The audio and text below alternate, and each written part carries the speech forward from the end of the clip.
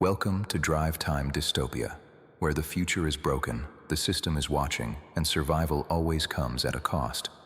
Here you'll find dystopian worlds, fractured societies, impossible choices, and the people forced to endure them. So settle in, keep your eyes on the road if you're driving, and step into the dark. Your story begins now. The Children of Winter Sector. Part 1. The acceptance notice arrived folded inside the week's ration ledger, as if heat and hunger belonged on the same page. Elin Ma stood in the corridor outside distribution window C, with the paper pinched between gloved fingers, and stared at the blue state seal while people edged around her with their parcels and stamped cards. Above her, a pipe shuddered in the wall, gave a hollow knock, and then went still again. Nothing in Winter Sector 7 ever failed cleanly. Things weakened by degrees. Metal thinned. Sealant cracked. Bread shrank. Children learned not to complain about the cold until their lips turned pale. "Citizen!" the clerk called from behind the wire-reinforced glass. "Move on!" Elin blinked, slipped the rest of the ration packet under her arm, and stepped aside without answering. The corridor smelled of damp wool, iodine soap, and the faint mineral stink of old radiators trying their best. A long seam of frost ran down the concrete wall near the exit. Somebody had pressed a hand to it earlier, maybe a child waiting on a parent, and the heat print still showed faintly in the shape of 5 fingers. Her own hands had gone numb in the queue an hour ago. She looked down at the envelope again. National Aptitude Authority, Regional Selection Office, Priority Family Notice. For a moment, she thought they had made some mistake with Thomas's records. Last month, the school monitor had called him in for a verification session because his exam scores did not match his previous file history. Too high, apparently. Too irregular. She had assumed that would be the end of it. A clerical correction, a reclassification, some explanation involving a scoring error and a polite state apology that meant nothing and changed less.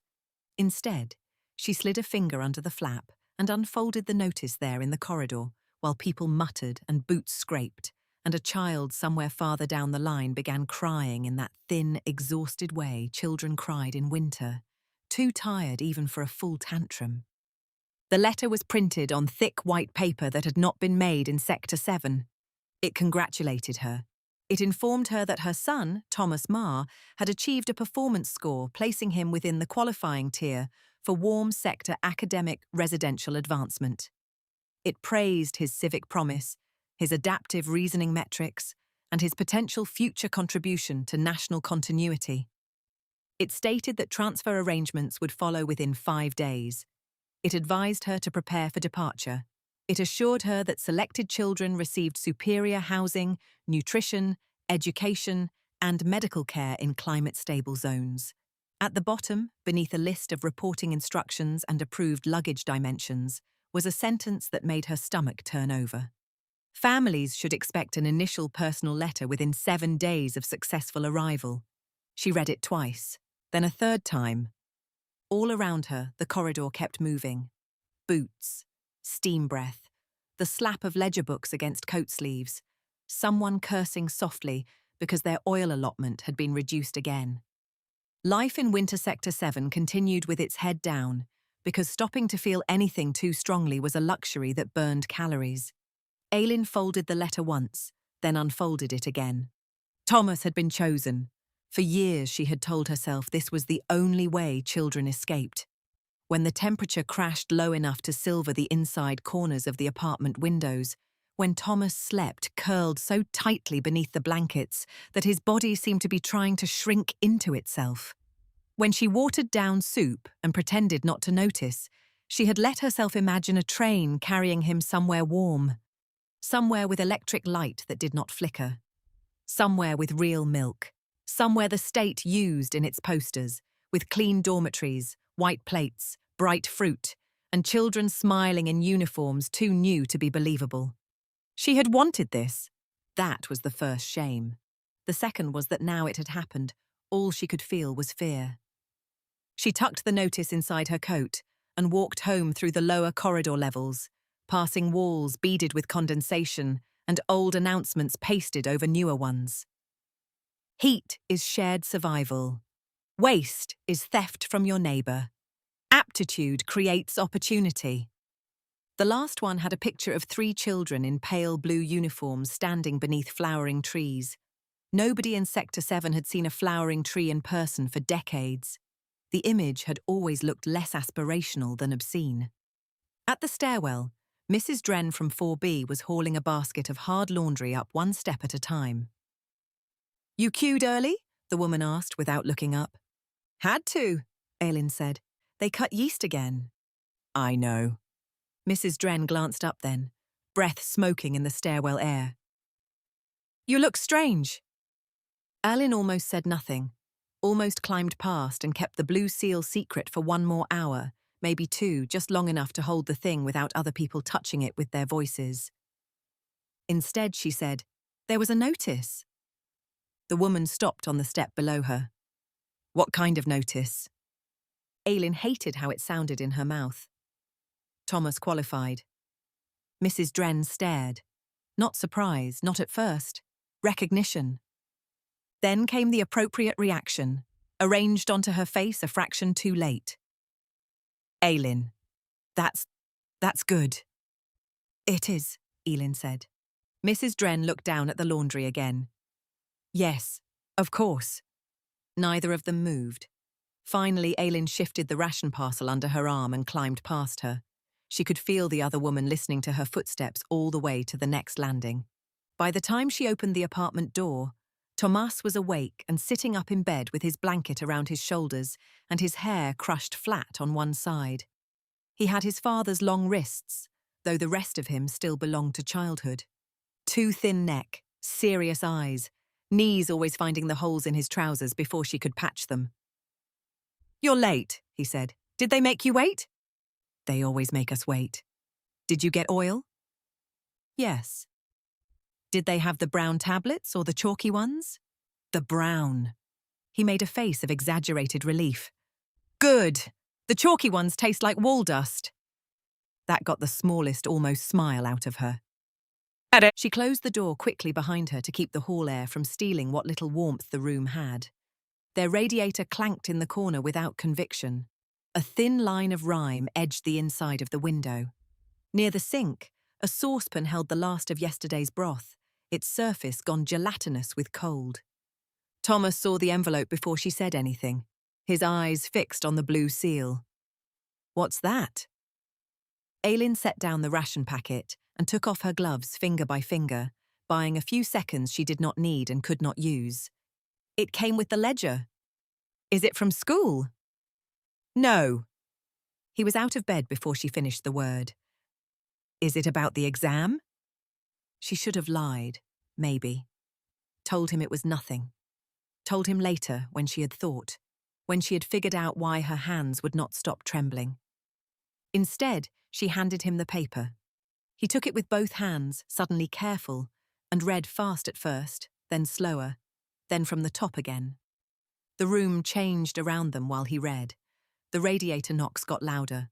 The hallway beyond the door seemed farther away. Aileen could hear the little sounds he made when he was concentrating, the breath through his nose, the barely audible shaping of words in his throat. Then he looked up. Warm sector? His whole face had opened. Aileen felt something inside her sink. "Thomas, I got in?" He read the line again as if checking whether it could disappear between one blink and the next. "I got in." "You qualified." He laughed once, disbelievingly, and then again because it was becoming real. "Ma?" His eyes went back to the page. "Superior housing," he read aloud. "Full nutritional support. Advanced education placement. Climate-stable residential assignment." He looked up at her, nearly grinning. "Climate-stable?" She nodded because she could not seem to do anything else. He was moving now, too full of sudden light to stay still in one place. He crossed to the window, came back, read another line, sat on the edge of the table, stood again. "That means heat all day, doesn't it? Not just cycle blocks." "Probably." "And food. Real food." "Probably." They said citrus once. Remember? In the classroom film. They had bowls of oranges on the table. Yes. I thought that part was fake. It still could be. But he barely heard the caution in her voice. He was somewhere beyond it already, picturing the life he had been trained to picture whenever the posters went up, or the exam monitors came through the school corridors with their polished boots and soft questions.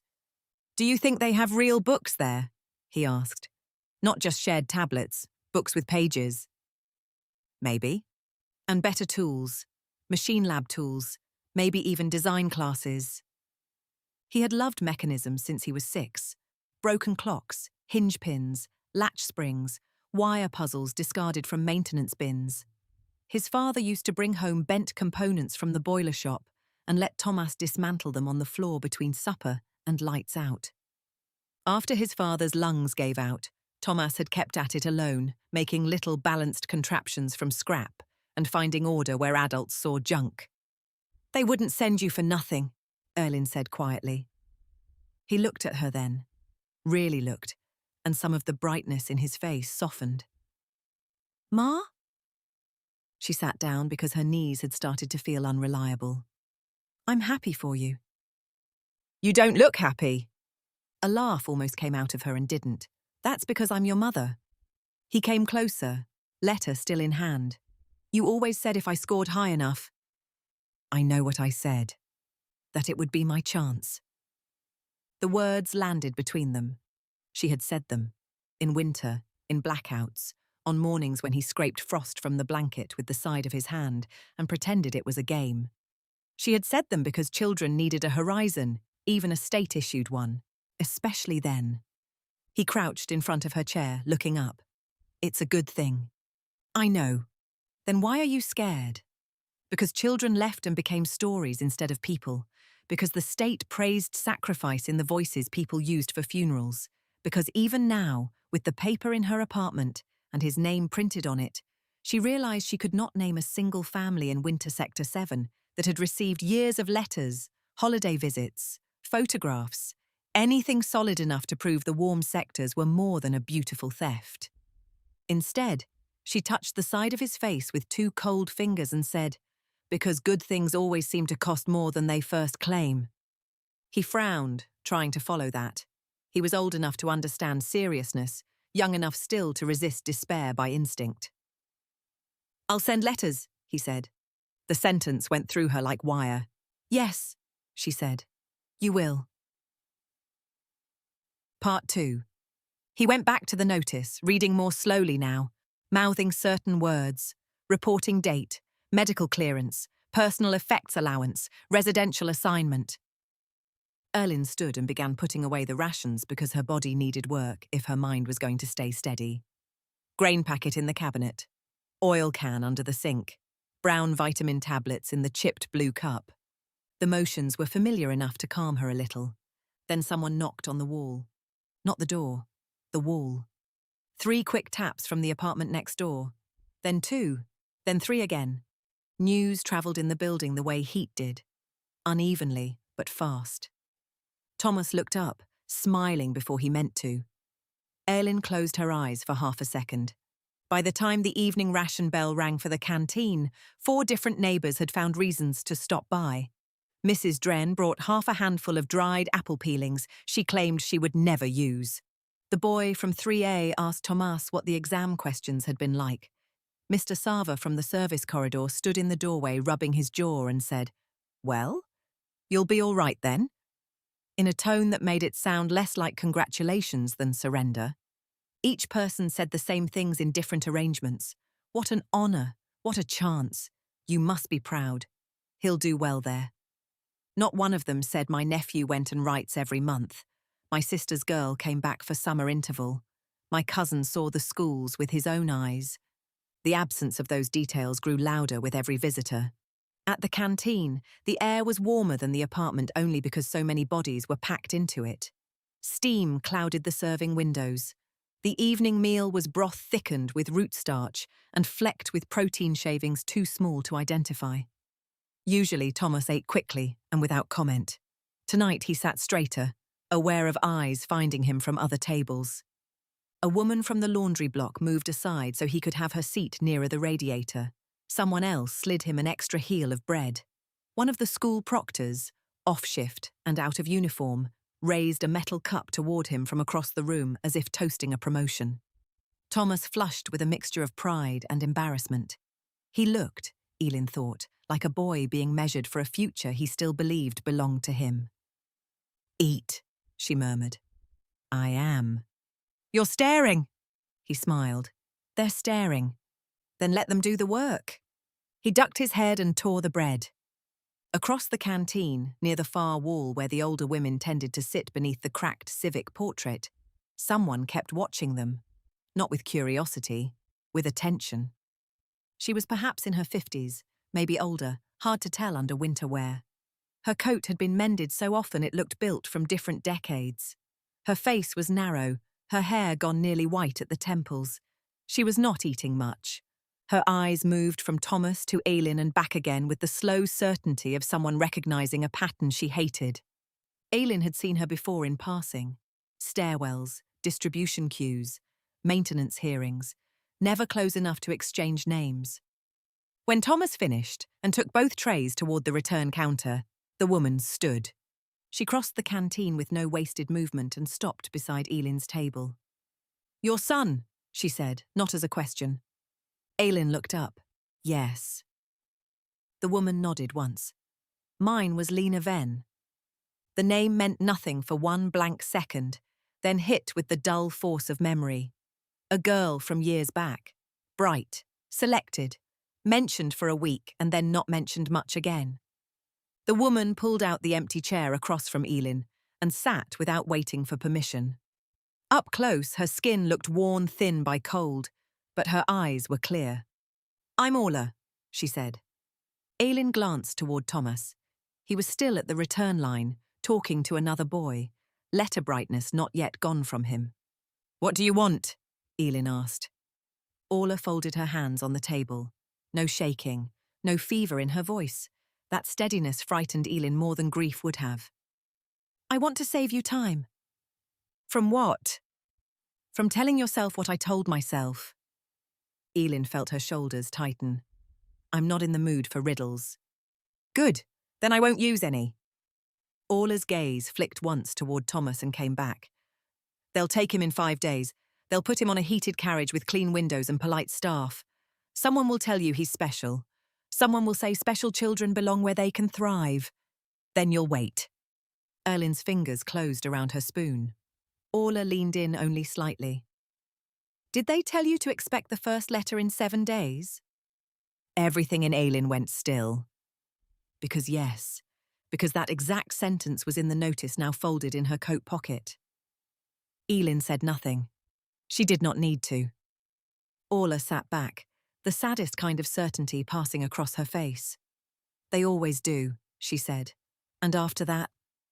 Thomas was coming back with both trays stacked against his chest, cheeks red from the heat and the attention and the wild new hope of being chosen. Orla lowered her voice to almost nothing. "No child ever writes home twice." The apartment felt smaller after the notice, not physically. The walls still sweated near the radiator seam. The cupboard still leaned forward 1/2 inch because one floorboard beneath it had softened years ago and never quite recovered. The window still held its lace of frost in the corners no matter how often Ailin scraped it clear with the edge of a spoon. But every object in the room had changed allegiance. The chair by the table was no longer just the chair where Thomas did sums and puzzle sketches. It was one of the things he would soon leave behind. The enamel cup with the chip in the rim had become his cup in the temporary, narrowing way people spoke of possessions before death or departure. Even the blanket at the foot of the bed, patched with cloth from 2 old coats and a flour sack, seemed to belong less to the room now than to memory. The state had a talent for making loss arrive before removal. By morning, a second packet had come under the door. It was thinner than Ailin expected, and colder to the touch, as if the paper itself had been stored outside. Inside were the transfer procedures, neatly typed and brutally ordinary. Reporting time, medical verification window, clothing requirements, luggage limits, permitted personal effects, 1 small bag, 2 changes of underclothes, 1 educational item if approved, 1 sentimental item if non-metallic or safety cleared, no glass, no blades, no printed political material. At the bottom was a sentence that made Ailin set the packet down and look away for a moment before reading it again. Family goodbyes must be concluded prior to boarding in the interest of efficient departure and emotional stability for selected candidates. Efficient departure, emotional stability. The language had the same smooth state cruelty as all official things, bloodless enough to pass for reason. Thomas read over her shoulder while she stood at the table. 1 sentimental item, he said. What counts as sentimental? They'll decide when they see it. That's not really an answer. That's usually how you know it came from them. He almost smiled at that, then grew serious again. Can I take the puzzle ring? She turned. He meant the small metal interlock his father had once carried in a shirt pocket, 2 dull loops of machined alloy fitted together in a way that looked impossible until you knew the angle. Thomas had learned to separate and rejoin them by the time he was 8. When he was nervous, he worked them in his fingers like prayer beads. The packet says non-metallic if sentimental, Ailin said. It says if non-metallic or safety cleared. It also says they have discretion. So we don't know. No. He was quiet for a moment. Maybe I could say it's educational. You'd say that about a brick if you wanted to keep it. He gave her a quick sideways look. Depends what the brick teaches. That got her, a little. Not laughter exactly, but the shadow of it passing through her chest. He went to the bed and knelt beside the storage crate under it, already thinking in categories the way children did when adults told them they could only bring part of their world. Socks, shirt, pencil stub, the puzzle ring. The tiny notebook he kept tucked into the mattress seam, filled with diagrams of latches and heating vents, and a drawing of a greenhouse he had once seen in a school film and redrawn from memory because the image of leaves had seemed too impossible to trust his mind to keep. What about the notebook? He asked. That one should be allowed. It isn't very good. It doesn't have to be good. He opened it and flipped through the pages. Do you think they really have workshops there? I think they want you to think they do. That isn't the same as saying no. She folded the packet again with more care than it deserved. No. He looked up, studying her. Since the notice arrived, he had begun watching her in a new way, as if trying to determine whether adulthood meant learning to receive miracles with suspicion. By noon, the building knew everything. People no longer pretended to stop by for other reasons. They came to stand in the doorway and say the phrases required of them. A chance, an honor, better there than here. Mrs. Dren pressed a wrapped bundle into Thomas's hands, 2 extra pairs of wool socks, both carefully darned. Mr. Sava from the service corridor handed Ailin a stub of graphite hardly longer than a finger joint and said, "For letters," without meeting her eyes. No one mentioned Orla, but Ailin began noticing who did not come. The mothers who kept their heads down in the stairwell, the fathers who suddenly found repairs to do at the far end of the floor, the old people who had lived through enough state promises to know when silence was safer than speech. Part 3. That afternoon, Thomas had to report for the pre-transfer physical at the sector office. The cold hit them the moment they stepped out into the street channel. Winter Sector 7 lay under a sky the colour of scraped tin, its stacked concrete blocks rising in stained tiers around the central distribution spine. Heat vapour streamed from the upper vents of government buildings and disappeared before it reached pedestrian level. Along the walkways, citizens moved with their shoulders tucked and scarves high, heads bent not only against the wind but against one another. The sector office stood behind a fence of black rods rimed white with frost. A banner had been stretched above the entrance. Talent serves survival. Survival rewards talent. The phrase was clever enough to sound true until you sat with it too long. Inside, the building was warmer than the street and colder than mercy. Parents and children lined the corridor beneath fluorescent strips that hummed faintly overhead. Some of the selected children were younger than Thomas. One little girl had a red scarf wound around her head twice over and clutched a cloth rabbit by one ear. A boy near the weighing station wore shoes so patched the toe seam had become a knot. He kept trying to stand straighter each time an official walked past, as if posture alone could prove him worthy of whatever awaited beyond the sector walls. A woman at the intake table called names without expression. Ma, Thomas. Elin and Thomas stepped forward. The woman checked the file against a tablet, then glanced up with the brisk kindness people used when they had been told that kindness improved compliance. Transfer candidate, age 12. Sector educational review verified. Good. You'll proceed to Station 3 for baseline exam, then return here for clothing confirmation and bag check on departure morning. Can I bring books? Thomas asked. The woman's fingers paused over the tablet. One approved educational item. What counts as approved? She gave him the same smile she had probably given every selected child that week. The processing team will help you. Aylin felt Thomas absorb the half answer and file it away. At Station 3, a medic with cracked knuckles and a clean white coat checked Thomas's eyes, reflexes, and pulse, asked whether he had recent fever, any persistent cough, any fainting spells, any episodes of confusion or night terrors. The questions were asked lightly, almost conversationally, but something in their precision made Elin's spine grow tighter. Why night terrors? She asked before she could stop herself. The medic did not look up from the form. Adjustment screening. For school? For residential transition. He pressed the stethoscope to Thomas's back. Deep breath. Thomas complied, shoulders lifting beneath his shirt. The medic listened, moved the disc, listened again, then nodded and made a mark on the form. Healthy enough, he said.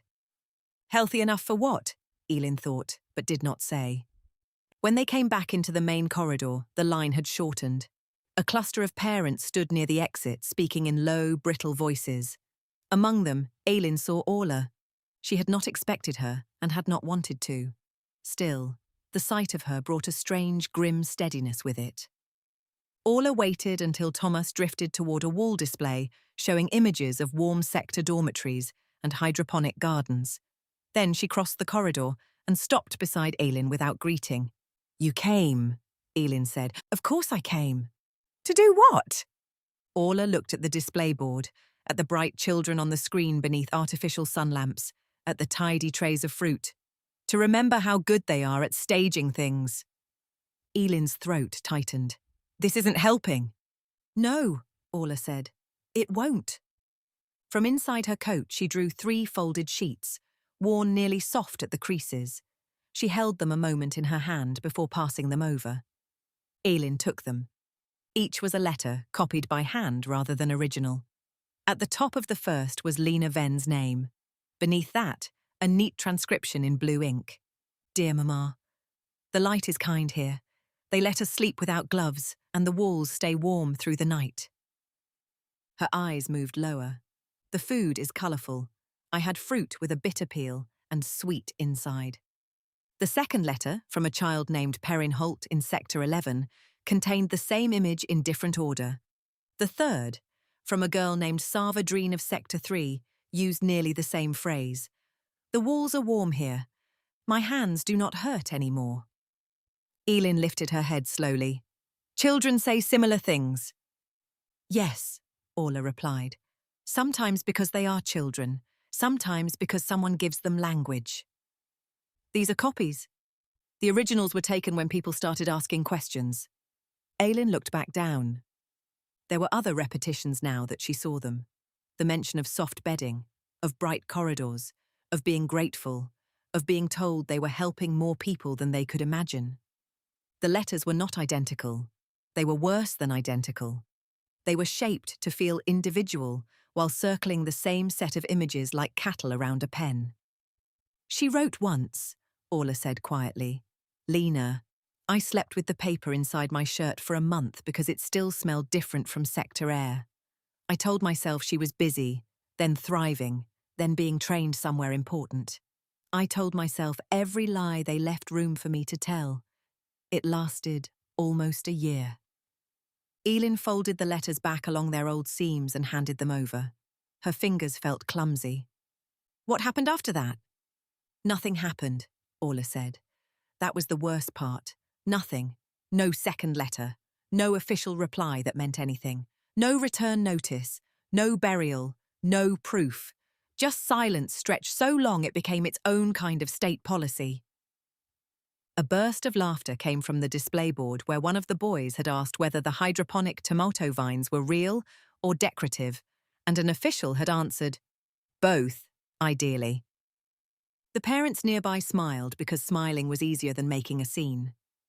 Orla tucked the copies away again. I know how I sound to you, she said. Ailin kept her gaze on Thomas. You sound like someone who lost a daughter. I did. That doesn't make every system a lie. No, just this one. She moved to go, then stopped. Watch the departure board tomorrow, not the speeches, the board. See if any route is named in full. Then she was gone into the corridor crowd, leaving Ailin with the sensation that the air had thinned around her. They walked home mostly in silence. Thomas was thoughtful now, some of the pure excitement tempered by bureaucracy and the sight of other families standing in the same line. Children understood instinctively when their private miracle turned out to be a program. At home, he packed and repacked the small canvas bag 3 times. First, he chose for usefulness, then for comfort. Finally, he chose for selfhood, though he would not have called it that. The notebook stayed. The puzzle ring came out, then went back in, then came out again. They'll take it, Erlin said, watching.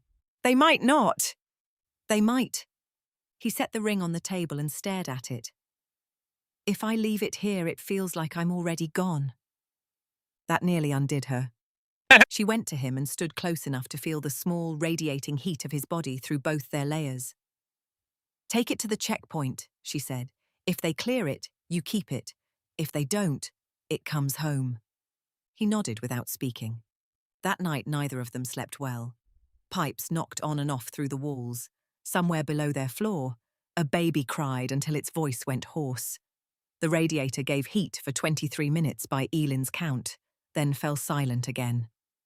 In the dark, Thomas asked, Do you think it's warmer right now while we're awake there, wherever there is? Ailin lay staring at the dim outline of the ceiling. Yes. Do you think people there know how cold it is here? Yes. Another pause.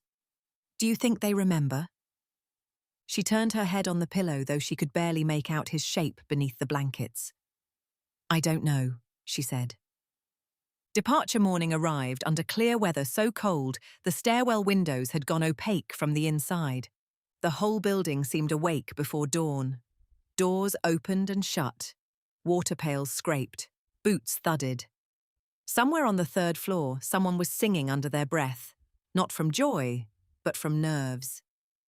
Ailin helped Thomas dress in the best of what he owned, the dark shirt with the mended cuff, the least thinned pair of trousers, the socks from Mrs. Dren layered under his own.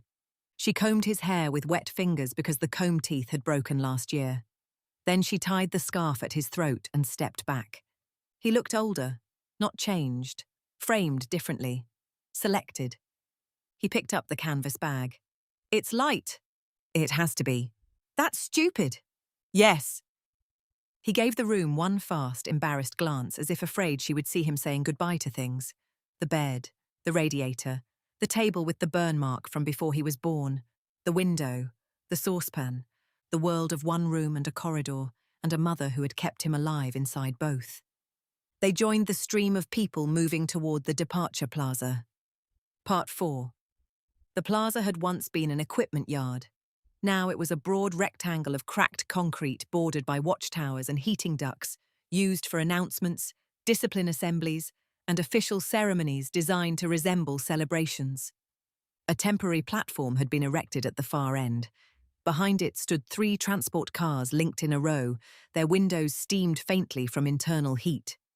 Seeing that warmth made something ugly move through the crowd. Hope, envy, resentment, grief. Officials in grey coats stood at intervals with clipboards and scanning tablets. A brass speaker emitted a low feedback hum that made children flinch and adults pretend not to. families clustered in little knots. Some children were crying openly now. Some were trying not to. A boy of perhaps 14 wore the expression of someone forcing himself to become a man in public because he believed that was expected of him. The little girl with the red scarf still had the cloth rabbit. One of the officers bent, spoke to her gently, then shook his head and handed it back to her mother. Not permitted. Thomas stood close beside Ellen, bag in one hand, puzzle ring in the other. He had taken it out again at the last minute, unwilling to risk it being discovered buried in the bag. A processing officer approached. "Ma, Thomas?" "Yes," Thomas said. "Bag." He handed it over. The officer searched it swiftly, efficiently. "Notebook," the officer said. "It's mine," Thomas replied. The officer flipped through a few pages, brows barely moving over sketches of valves and bracket joints, and a carefully shaded attempt at a greenhouse frame. Approved. Thomas let out a breath he probably had not realized he was holding. Then the officer looked at the puzzle ring in his hand. "And that?" Thomas lifted it a little. "Educational." The officer extended a gloved palm.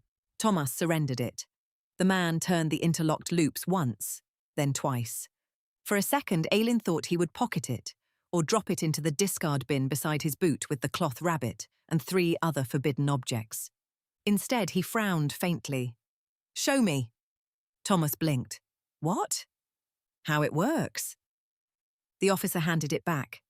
Right there in the frozen departure yard, with speeches about to begin and mothers trying not to come apart in public, Thomas took the ring, set his fingers to it, and separated the 2 pieces in one fluid movement before locking them again.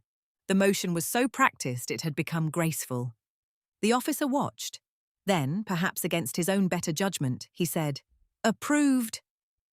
Thomas looked startled, then relieved, then proud in a way so quick and bright it made Aylin want to seize the ring and the boy and run. The loudspeaker popped alive. A district administrator stepped onto the platform and began speaking in the smooth, amplified tone of public authority. He thanked the families for their sacrifice.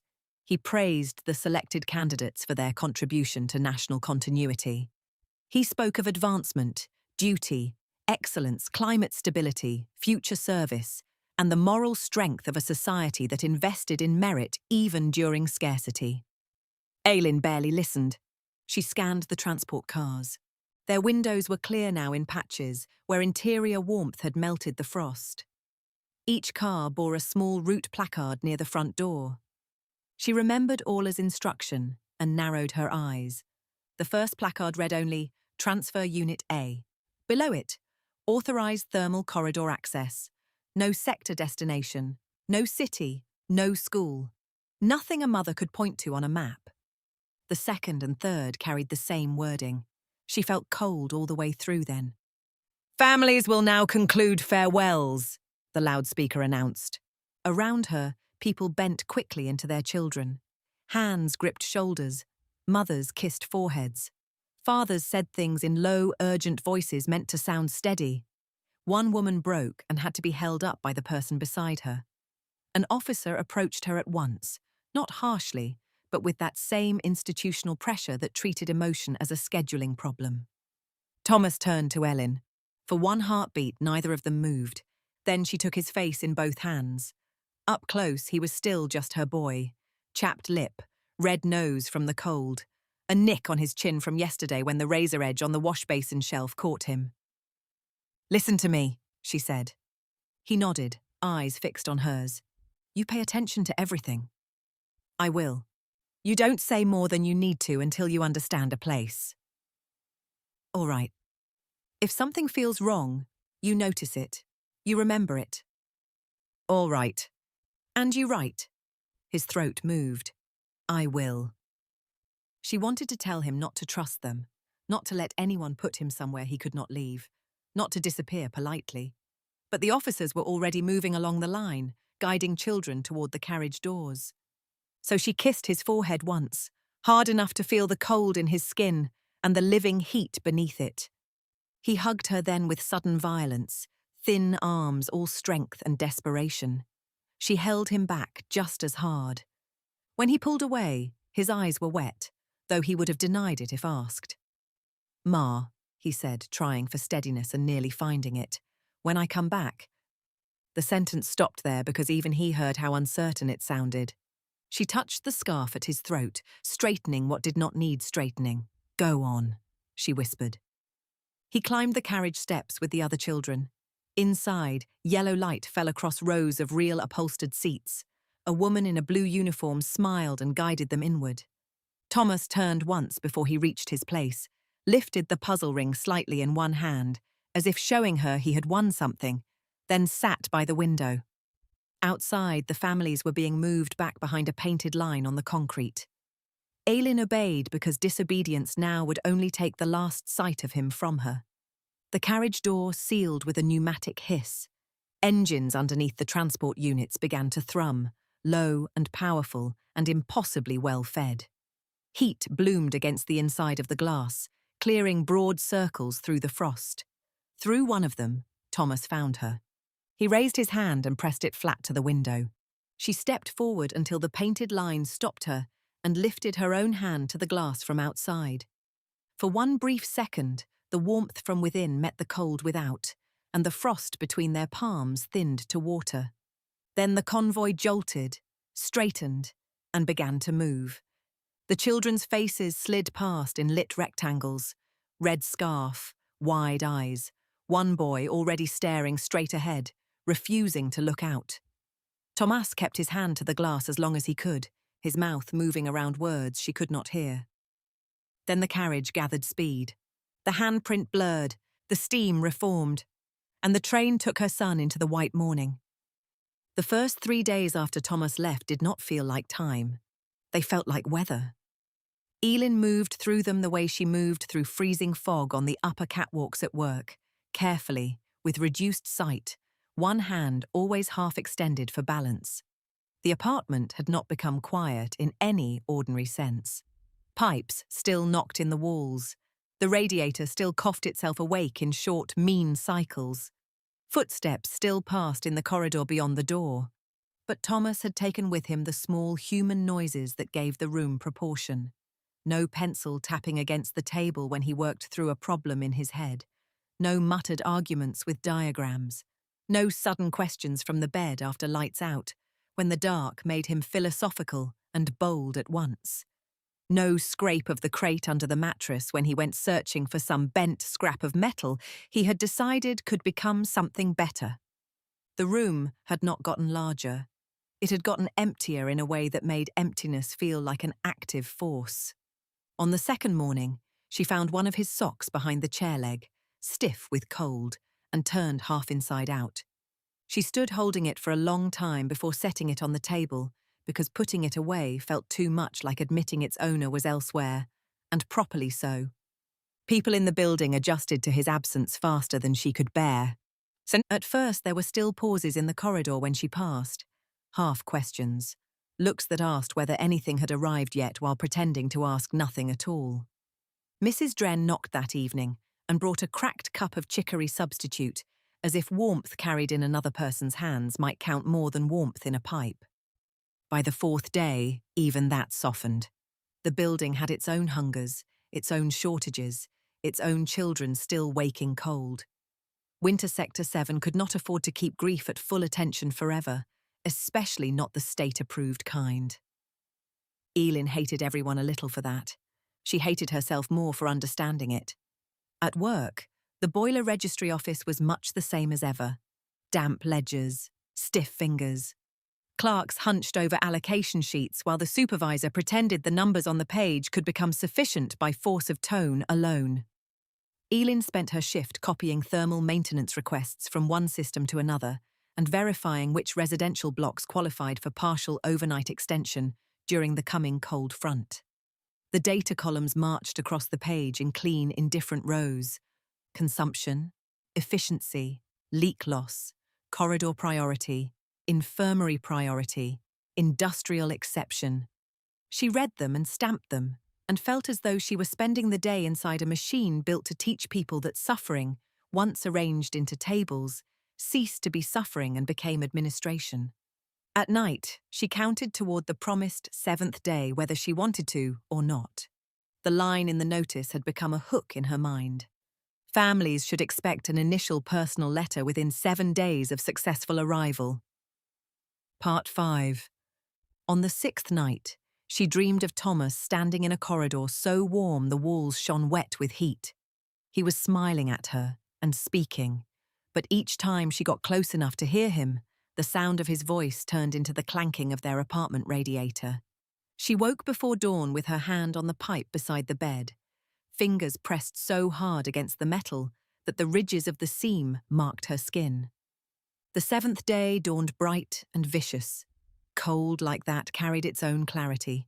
The sky beyond the frosted window was a pale, hard blue that made the concrete courtyards below look even more starved of life than usual.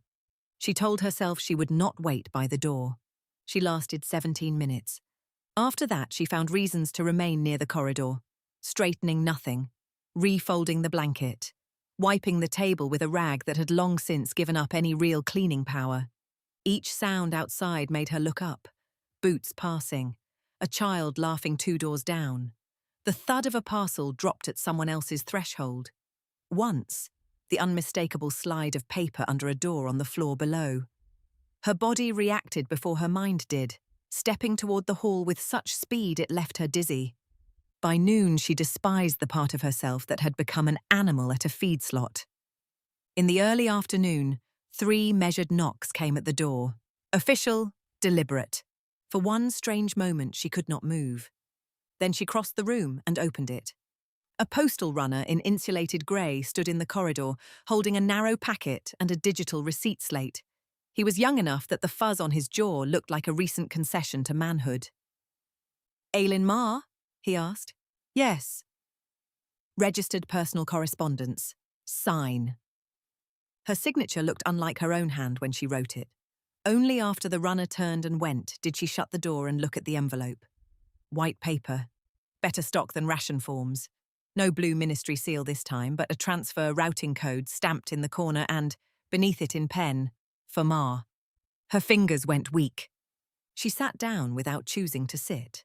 For several breaths, she only held it and stared at the writing because it was his. Not perfect, still slightly angular, the letters leaning just a little too far right when he wrote fast, but his. The sight of it loosened something inside her so suddenly that tears came before the first word had even been read. When she finally opened it, the page inside carried the same better quality feel as the envelope. The ink was dark even, and barely blotted anywhere. "Dear Ma, I arrived safely. They said I should write right away because families worry during transit. And I told them you worry even when there is no transit at all." That made one of the instructors laugh, so I think you would dislike him a little. Erlyn gave a broken half-laugh of her own at that. Yes. That sounded like Thomas. The affectionate insolence, the quiet certainty that he and she understood one another better than the rest of the world. She kept reading. It is warm here in a way that feels strange at first. Not just the air. The walls are warm too. At night I put my hand against them because I keep thinking the heat will go away, but it doesn't. We sleep without gloves. I know you will read that twice, so I am writing it again. I sleep without gloves. Her eyes did read that line twice. The light is kind here. It stays steady and does not buzz the way classroom strips do in Sector 7. The food is better than the films. I had fruit on the first day. It had a bitter peel and sweet inside. And they told me it is called an orange, which I knew already, but not from having one. There are lessons every day, and the rooms have windows that do not frost over from the inside. There are mechanical models here too. Not many yet where I am, but enough to make me think there will be more. She could see the intention in every sentence. Comfort her, assure her, translate wonder into manageable pieces she could hold in a cold room and not hate him for having reached. Then came the turn. They tell us we were chosen because some minds are able to help more people than they can imagine. I do not understand all of it yet, but I think the work here matters. It feels important. They said we are fortunate to serve somewhere the nation can continue through us. Erlyn frowned. That sentence did not sound like him. Not entirely. Thomas liked the idea of usefulness, of systems, of being trusted with something difficult. But the phrase "continue through us" sat in the letter like a coin pressed into bread dough. She read on. Please do not worry if letters are not frequent after this one. The schedule is full, and they say concentration is necessary. I will do what is expected of me. I know you told me not to say more than I need to until I understand a place. I remembered that. I am paying attention. That last line caught her and held, because that did sound like him. Enough that the muscles in her throat tightened around it. Enough that for a moment she felt both relief and shame. Relief that he had remembered. Shame that she was reading her own warning back, as if looking for a hidden code in a child's handwriting. The letter ended simply. I kept the ring. They let me have it after all. Tell Mrs. Dren the socks matter. Tell the radiator I do not miss it yet, but I may later just to be polite. I love you, Thomas. She sat with the page in both hands until the room blurred again. He was alive, warm, fed, thinking of her, thinking enough like himself to make a joke about the radiator. That should have been enough. It was almost enough. Almost. The problem was that the letter, taken as a whole, felt not false but arranged. Not forged exactly. Worse, guided. As though Thomas had been given a room in which he could speak, but the walls of that room had been built for him in advance. The phrase about the walls being warm, the fruit with the bitter peel and sweet inside, the light being kind, the warning not to expect frequent letters. By the time dusk gathered at the window, she had made up her mind. She wrapped the letter in cloth, put on her coat, and went to find Orla.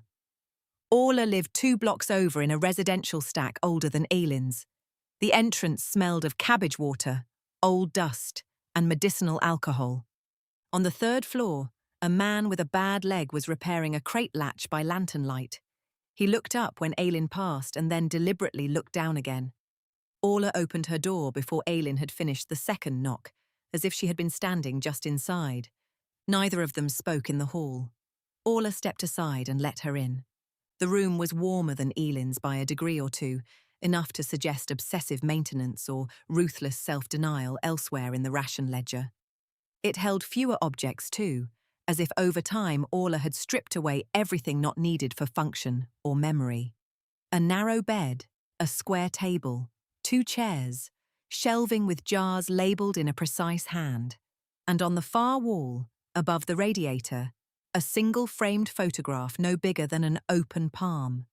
A girl of perhaps 11 with dark hair braided back and an expression of reluctant patience. Lena, Aylin said without meaning to. Orla nodded once.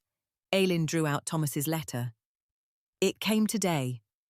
Orla did not reach for it immediately. Sit. Aylin sat. Only then did Orla take the page and begin reading. Her face barely changed as her eyes moved down it. No dramatic tightening, no intake of breath, nothing that would have offered easy confirmation, which made the eventual silence after she finished even worse. Well? Aylin asked. Orla laid the letter flat on the table between them and smoothed one edge with her fingertips. He wrote it. I know he wrote it. Yes. But he did not write it alone. Aylin felt anger flare up. You cannot know that from one page. I can know patterns. Patterns are not proof. No, Orla said evenly.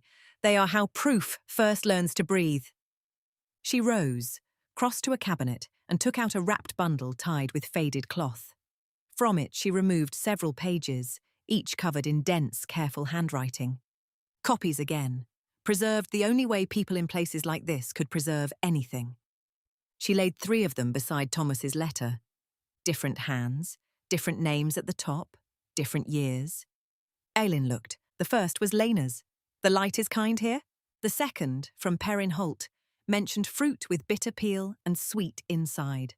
The third, from a girl named Mara Saul of Sector 2, said, The walls are warm. At night I touch them because I still think the heat will go away. Aylin stared so hard the words seemed to swim. Orla turned one page and tapped another line with a blunt fingernail. Do not worry if letters are not frequent after this one. The schedule is very full and our work matters. Then another. They say we were chosen because some minds are able to help more people than they know. Then another. From a child taken 9 years apart from the others. I am paying attention. Eileen's mouth had gone dry. Part 6. Children can be told to include certain reassurances, she said, grasping at the narrowest available branch of reason. That still doesn't mean what? Orla asked, not cruelly. That they are dead? Agreed. I never said dead. That they are happy. Perhaps for a day. That they are in school. Perhaps there is schooling somewhere in whatever this is. But these lines are not coincidence. She gathered the pages into order again. When Lena's first letter came, I kissed it until the ink blurred, Orla said. I noticed the polished phrases and told myself good teachers must have helped her write. I noticed the repeated images in later copies from other families and told myself maybe children remember comfort in similar ways. I noticed there was never a second letter and told myself the program must be strict. I built an entire architecture out of excuses because the alternative was a hole with no bottom. Eileen gripped the edge of the table. Then tell me the alternative. Orla looked at her for a long moment. I don't know it in full, only in shape.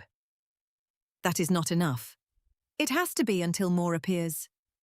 Eileen wanted certainty so badly in that moment that she could feel her own mind trying to betray her for it. Wanted either proof of safety or proof of horror. What shape? She asked. Orla sat back down. The children go somewhere warmer than here. I am sure of that. The letters carry details no hungry child would invent precisely that way if entirely forced. Fruit, steady light, actual heat in walls. That part, I think, is real. But they are all made to tell us the same things. Reassure, soothe, redirect expectation. Most importantly, prepare us for silence. Eileen looked down at Thomas's warning not to expect more letters. How many families? She asked. Who have told me the same thing? 11. Who stopped answering after the first year because grief moved or killed them? More. Who would speak if asked now? Hard to know. Silence gets into a place like water in concrete. And no one did anything? People asked, complained, sent petitions. Once, 2 fathers travelled without authorization to a transfer junction and were arrested for corridor theft and subversive rumour spreading. One came back.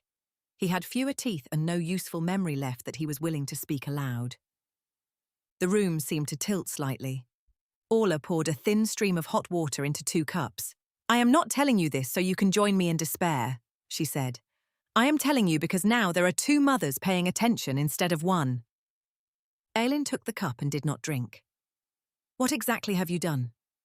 Over the next hour, while the room darkened and the radiator clicked like an old insect in the wall, Orla laid out the pieces she had gathered over years of patient, unofficial listening. Transfer cars never publicly displayed full destinations. Postal routing on first letters often carried thermal corridor codes too broad to trace. Children selected from widely separated sectors used recurring phrases not just about comfort, but about usefulness, service, and work beyond understanding.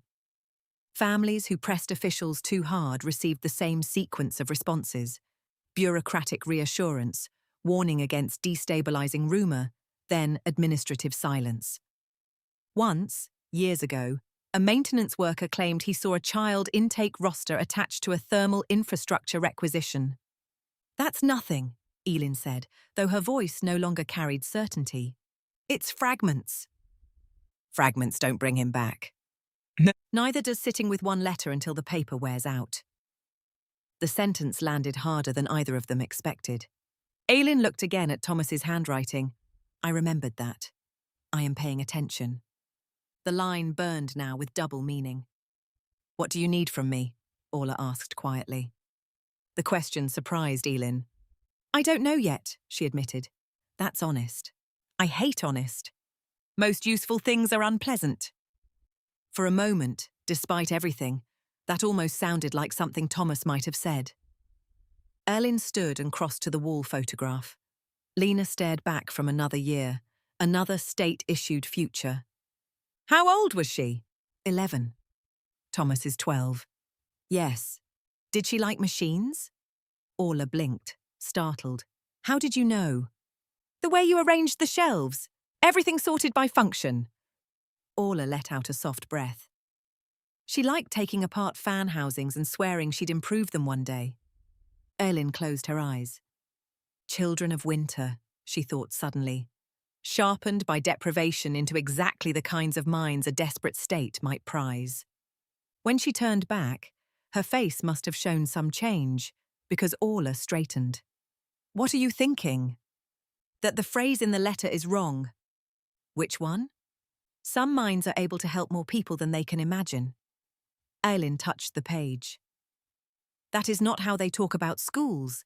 It's how they talk about systems. A flicker passed through Orla's face. Yes. Eileen looked toward the window, where darkness had swallowed the corridor view entirely and left only her own faint reflection overlaid on frost. She worked in maintenance records. Not high clearance, nothing dramatic, but enough to see routing not meant for public eyes. Enough to understand that systems always left residue somewhere, even when hidden. Heat had to be fed. Transport had to be authorized. Buildings had to draw power, labor, and supply. They took him through a thermal corridor, she said slowly. All transfer units do. No, more than that. Whatever this place is, it has to be warm enough to keep children there. Consistently warm. Better than sector levels. That means protected allocation, maybe reserve lines. Orla's hands had gone still on the table. You can look for that? I can look for pieces. Will you? Eileen did not answer at once, but when she pictured the next year otherwise, one letter, then silence and herself preserving that silence like a holy relic until it swallowed her whole, the answer was already there. Yes, she said. Orla nodded once. Then start small. Don't ask direct questions. Don't use his name if you can avoid it. People will help more with an anomaly than with a child. When Eileen rose to leave, Orla handed Thomas's letter back with unusual care. At the door, she said, when you read it next, read what is missing too. Such as? No names of instructors, no building names, no view from a window, no mention of other children except as us. Nothing that places him anywhere a mother could follow. Eileen stood very still.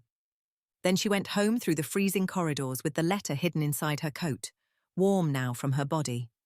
In the apartment, the radiator was in one of its rare active cycles. She lit the lamp and spread Thomas's letter on the table beside a blank sheet torn from the back of an old ledger. Then, for the first time since childhood examinations of broken toys and cracked fittings had taught her the pleasure of seeing how things joined, she began to make notes. Phrases repeated across letters. No second correspondence. Warm walls, kind light, orange, useful minds, important work. No location identifiers. Instruction to expect silence. She stared at the last line for a while, then added another beneath it. Follow the heat. The next morning, Eileen did not begin with Thomas. That was the hardest discipline and the most necessary. A mother asking where her son had gone was grief. Grief could be pitied, managed, redirected, ignored. A records clerk noticing anomalies in heat allocation, corridor authorizations, and maintenance routing was something else. So she went to work with Thomas's letter folded in the inner pocket of her coat, and his name nowhere in her hands. The boiler registry office occupied 2 narrow rooms above the service tunnels, where the air always carried a faint breath of iron and damp concrete. By mid-morning, she found her opening. A thermal reserve authorization came through from central routing with an old format identifier in the header, the kind the system still accepted, but almost never generated anymore. Brenner was busy at the opposite end of the room, explaining to an irate corridor supervisor why emergency and preventable were not synonyms. So Eileen opened the details field and copied the routing branch code onto a scrap of rejected ledger paper before clearing the item. T9A, North Spine. Sub-branch, CTA service feed. Reserve status. Protected. CTA. She stared at the letters until the terminal timed out and kicked the page back. Not a sector designation, not a school code, not any residential stack notation she knew. Just 3 initials sitting under a protected thermal reserve marker. When Brenner stalked past her desk on his way back to the board, Erlin picked up the service paper as if she had been checking totals. Brenner, he grunted. What's CTA in the old branch format? He took the bait exactly as she hoped he would. Not as suspicion, but as clerical irritation. Depends which decade. Why? Got an old coded authorization. Probably Central Thermal Authority. They still hang on to old headers because nobody there wants to recertify forms. If it's protected, just stamp it and move on. He kept walking. Eileen's pulse did not. Central Thermal Authority. Part 7. That evening she did not go straight home. Instead, she took the long way through the archive annex beneath the registry office, where old paper records went to decay in categorized silence. She signed the access slate with her own name and a false purpose, and went down the narrow concrete steps into the cool, dry dark. She began with the year Lena Venn had disappeared. By the time she found the transfer day maintenance abstracts, her shoulders had begun to ache. There it was. A reserve surge on the same morning Lena departed Sector 7. Not enormous. Not enough to stand out to anyone looking only at totals. But precise. A protected branch feed tied to central thermal routing, activated for a 12-hour window overlapping the departure convoy schedule. She checked another year. Same pattern.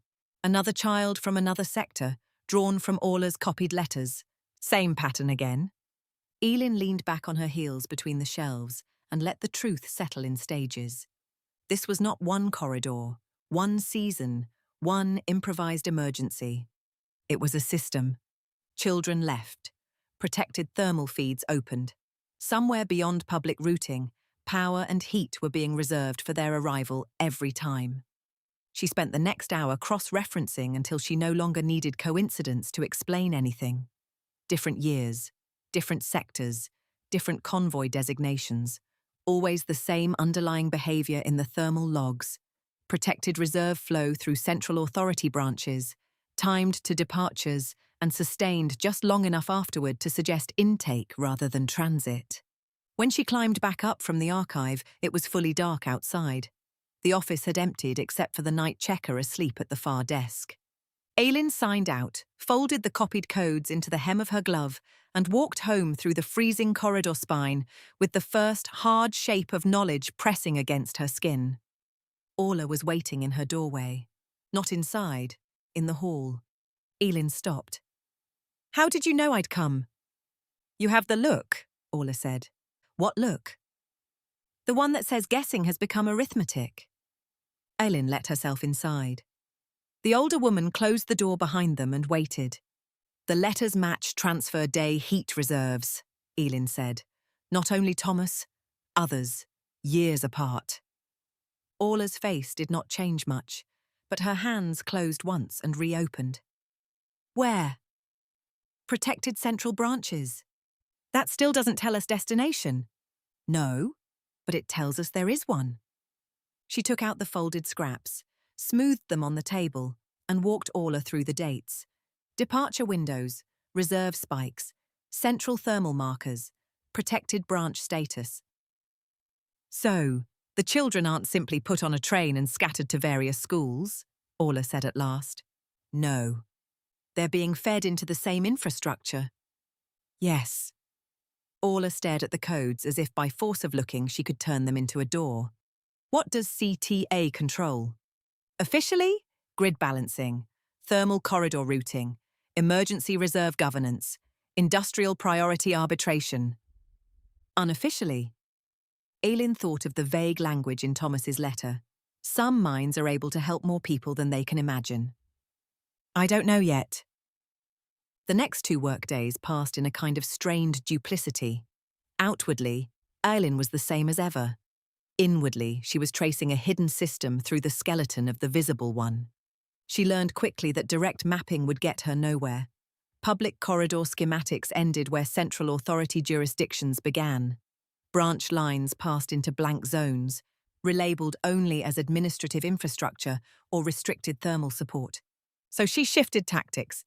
Instead of looking for destination names, she looked for what destinations required. A place that housed children year-round and stayed warmer than Sector 7 needed more than heat. It needed water reserves protected from freeze loss, food allotments above standard residency baselines, medical supply delivery, filtered air maintenance if it lay underground or behind sealed thermal barriers, waste outflow, staff transit, replacement parts. On the third day, she found a purchase requisition cluster buried under a maintenance umbrella code for environmental stabilization hardware. The paperwork was intentionally dull. Humidity regulators, insulated conduit housings, pediatric respiratory fittings, pediatric. The words sat there in black type like a dropped match. At lunch, she carried her tin cup to the far end of the service corridor, where the old map cabinet stood beneath a radiator that worked slightly better than the others. She pulled the requisition number into the internal materials lookup. Destination Group, CTA, Subsurface Stabilization. Support Category, JCLS, JCLS. No expansion provided. That night she washed her hands very carefully and still thought she could see the letters in the skin. The next day, the weather turned uglier. Late afternoon brought a cascade of system delays as central routing pushed an emergency rebalancing package through the registry network. The office descended into collective irritation. Aileen used the noise. The JCLS requisition was attached to a central maintenance parent file too large to open at her privilege level, but emergency rebalancing temporarily exposed header metadata during synchronization. Not the contents, just the shell. This shell contained a line item index, her screen filled with a rapid scroll of departmental references, most too brief to catch. She began writing fragments on the back of a ledger slip, keeping her head down so it looked like ordinary note-taking. Subsurface thermal array, cognitive balance monitoring, JUV, stabilization node maintenance, intake/orientation suite, asset wellness. The sync completed. The header vanished. She had not caught every line. Some were truncated, but one of them had been enough. Juvenile almost certainly, coupled with pediatric fittings and intake suites and cognitive balance monitoring, there was no innocent version of that cluster that belonged under a school. When she got home, she locked the door, sat at the table, and spread out every scrap she had gathered so far. Thermal reserve surges, central authority branches, pediatric requisitions, subsurface stabilization, JCLS, the fragmentary header text she had managed to catch before the sync window closed. Orla came after dark. They bent over the table together in lamplight and cold. "Read it all to me from the beginning," Orla said. Elin did. By the time she reached the truncated metadata lines, her own voice had gone flatter, harder. Subsurface thermal array, cognitive balance monitoring, JUV, stabilization node maintenance, intake orientation suite, asset wellness. Orla was very still. "Asset," she said at last. "Yes. They call children assets." "Maybe not children," Elin said automatically, then hated the cowardice of it. Orla looked at her and said nothing. Erlin rubbed both hands over her face. "No, not maybe. I know." Outside, wind pressed powder snow against the window in dry whispers. Orla tapped the phrase cognitive balance monitoring. "That sounds medical. Or computational. What does that mean?" "It means whatever this is, it may involve using them for more than labor." "We need a full file," Orla said. "Yes." "Can you get one?" Erlin did not answer immediately, because until now she had been living off residue and fragments, the sort of information a careful clerk could touch without technically trespassing into prohibited curiosity. A full file meant crossing a line the system had drawn on purpose. It meant using Thomas's number. She went to the coat peg, took down the transfer packet, and unfolded the initial acceptance notice again. Candidate YD WS7 4412 TM. The chance came the next morning, and it came ugly. A pipe burst in the lower records corridor shortly after opening, spraying half-frozen water across a bank of terminals and forcing 3 departments to reroute through auxiliary access nodes while maintenance crews chased shut-off valves in the walls. Brenner went red with fury. Half the office was pulled into salvage and workarounds. Eileen volunteered for overflow reconciliation before anyone could assign her elsewhere. Within 20 minutes, she was seated at an auxiliary terminal in the corridor outside Central Support Records, with more access breadth than she normally held and less supervision than anyone would later remember. The terminal interface was older, slower. It accepted broader search strings because it had been built before security philosophy hardened into its current form. Eileen logged the overflow queue, cleared 2 harmless requests, then opened a silent secondary query field and entered the first protected code she had never intended to touch. JCLS access denied. She had expected that. Then she entered the candidate number, WS7-4412-TM. For 1 dead second, nothing happened. Then the system returned not a full file but an index cross-reference, enough to prove the number existed somewhere beyond student records. Entity match found. Transfer status, complete. Assignment class, thermal support asset. Site, CTA, subsurface division, node 4. Intake status, oriented. Eileen's vision narrowed until the screen seemed to float alone in the corridor. Thermal support asset, node 4. Not student, not resident, not apprentice. Asset. She clicked before she could stop herself. A warning box flashed up, then resolved into a maintenance-linked personnel roster cached from a previous system sync. Most fields were redacted, names absent, but the intake lines remained. Asset ID sector of origin, stabilization category, node assignment. One line halfway down the list read, WS7-4-412-TM, Winter Sector 7, Juvenile Cognitive Lattice Stabilization, Node 4, Part 8. Footsteps sounded at the far end of the corridor. Eileen copied the screen by hand in 3 brutal strokes across the back of a damaged meter form, closed the window, and forced the auxiliary queue back into view just as Brenner rounded the corner, swearing about pipe lag and incompetent sealants. "You still alive down here?" he snapped. She looked up with what she hoped passed for ordinary annoyance. "Barely." "Good. We need everyone barely alive for another hour." He moved on. Only when his footsteps faded did Eileen realize she had bitten the inside of her cheek hard enough to draw blood. She finished the reconciliation shift. She signed out. She walked home without running because running invited memory. She climbed the stairs. She unlocked her door. She shut it behind her and leaned both hands on the table until the room steadied enough to read what she had written. The words did not change. Juvenile cognitive lattice stabilization. Thomas's intake number sat beside them like a verdict. He was in the system, placed, registered, assigned to a node. And whatever the warm sectors were, they were buried beneath the Central Thermal Authority, where the state kept its heat and its children out of sight. The storm arrived 2 days later, like something that had been waiting just beyond the horizon for permission. By noon, the sky over Winter Sector 7 had gone the colour of old bone. By 1, the wind was hammering snow sideways through every seam in the city's outer structures. By 2, the service corridors were full of emergency notices, thermal reroute requests, and the blunt, frightened energy of people who understood what a bad storm meant when heat was already thin. Eileen sat at her desk with Thomas's intake classification burning in her mind and watched the system begin to strain. Residential complaints rose first, then corridor leak alarms, then freeze warnings from the exposed utility trunks running between sector blocks. Brenner stalked from desk to desk like a man trying to outstare a flood. "Central's pushing emergency balancing," he snapped. "All non-critical repairs deferred. Protected branches stay protected. If it isn't a hospital, a pressure junction, or a central authority feed, it waits." A central authority feed.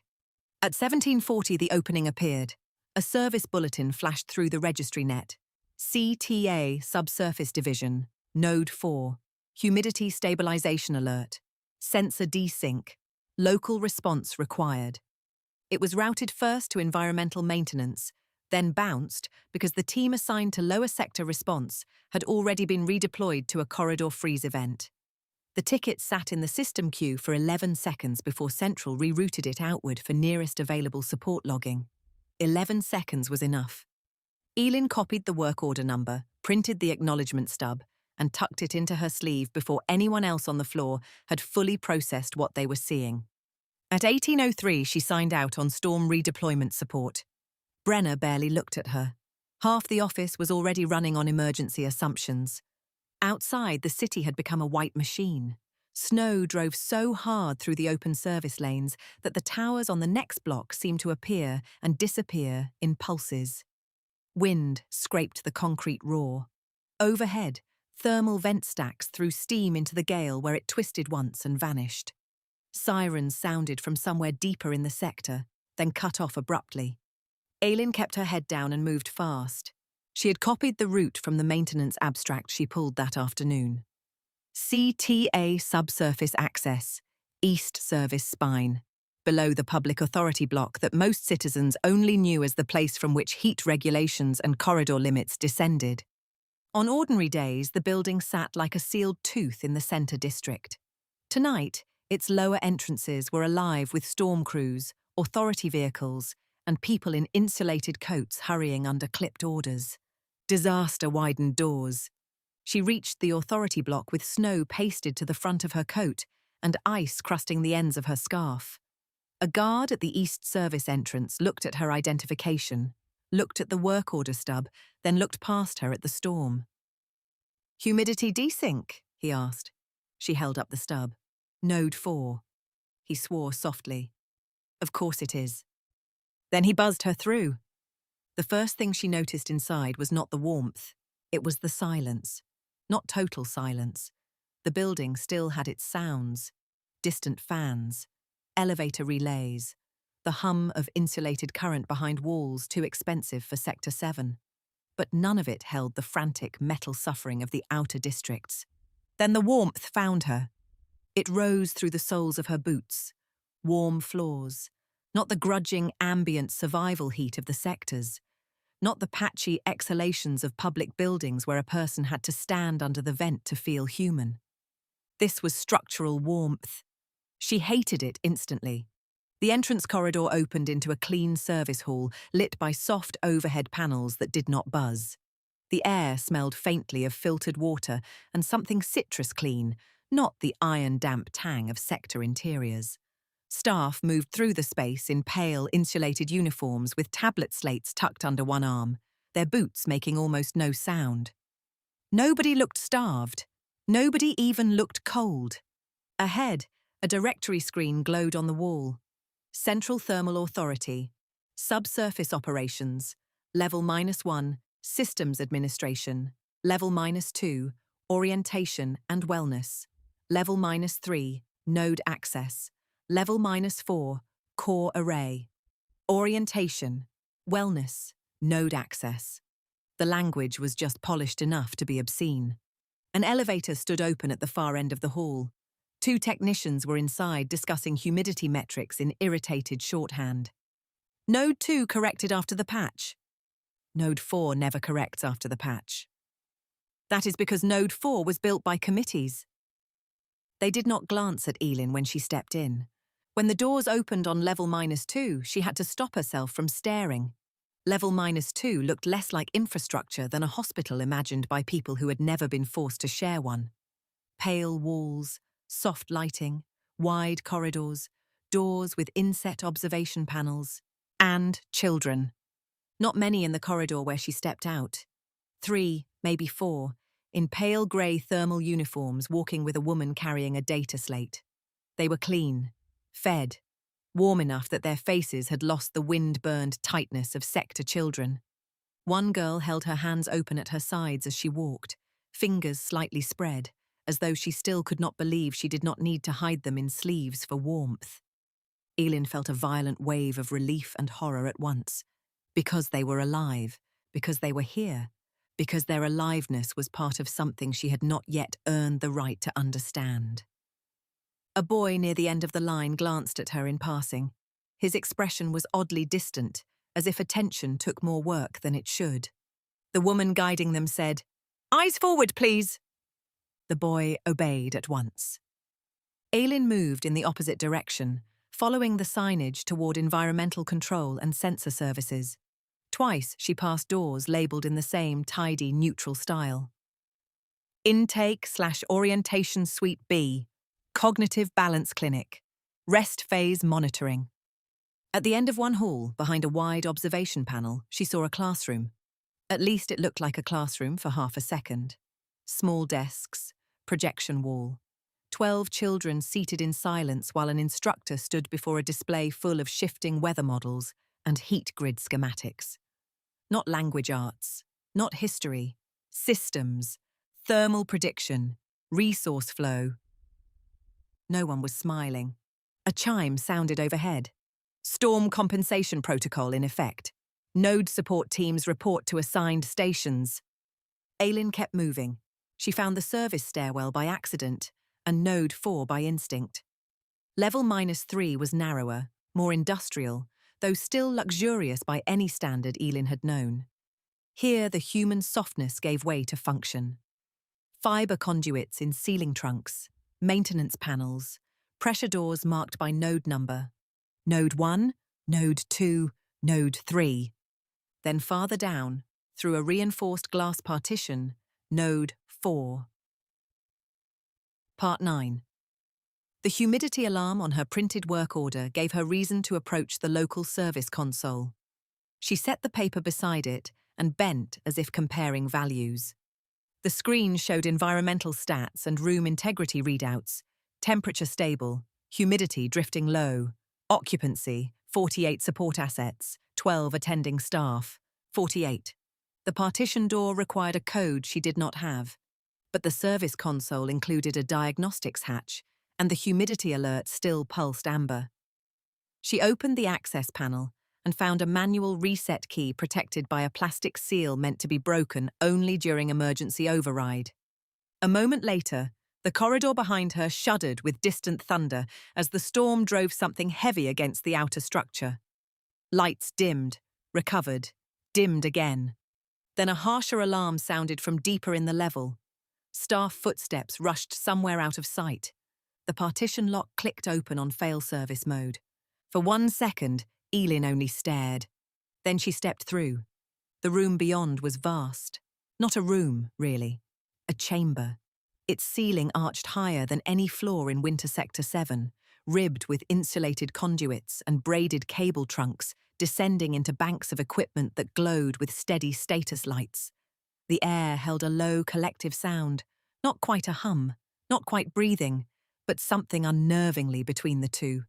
Heat lived everywhere. It rose from the floor grates, from the walls, from the machinery, from the long arrays of transparent support cradles arranged in tiers like pews in a temple built for another species. Children lay inside them, dozens.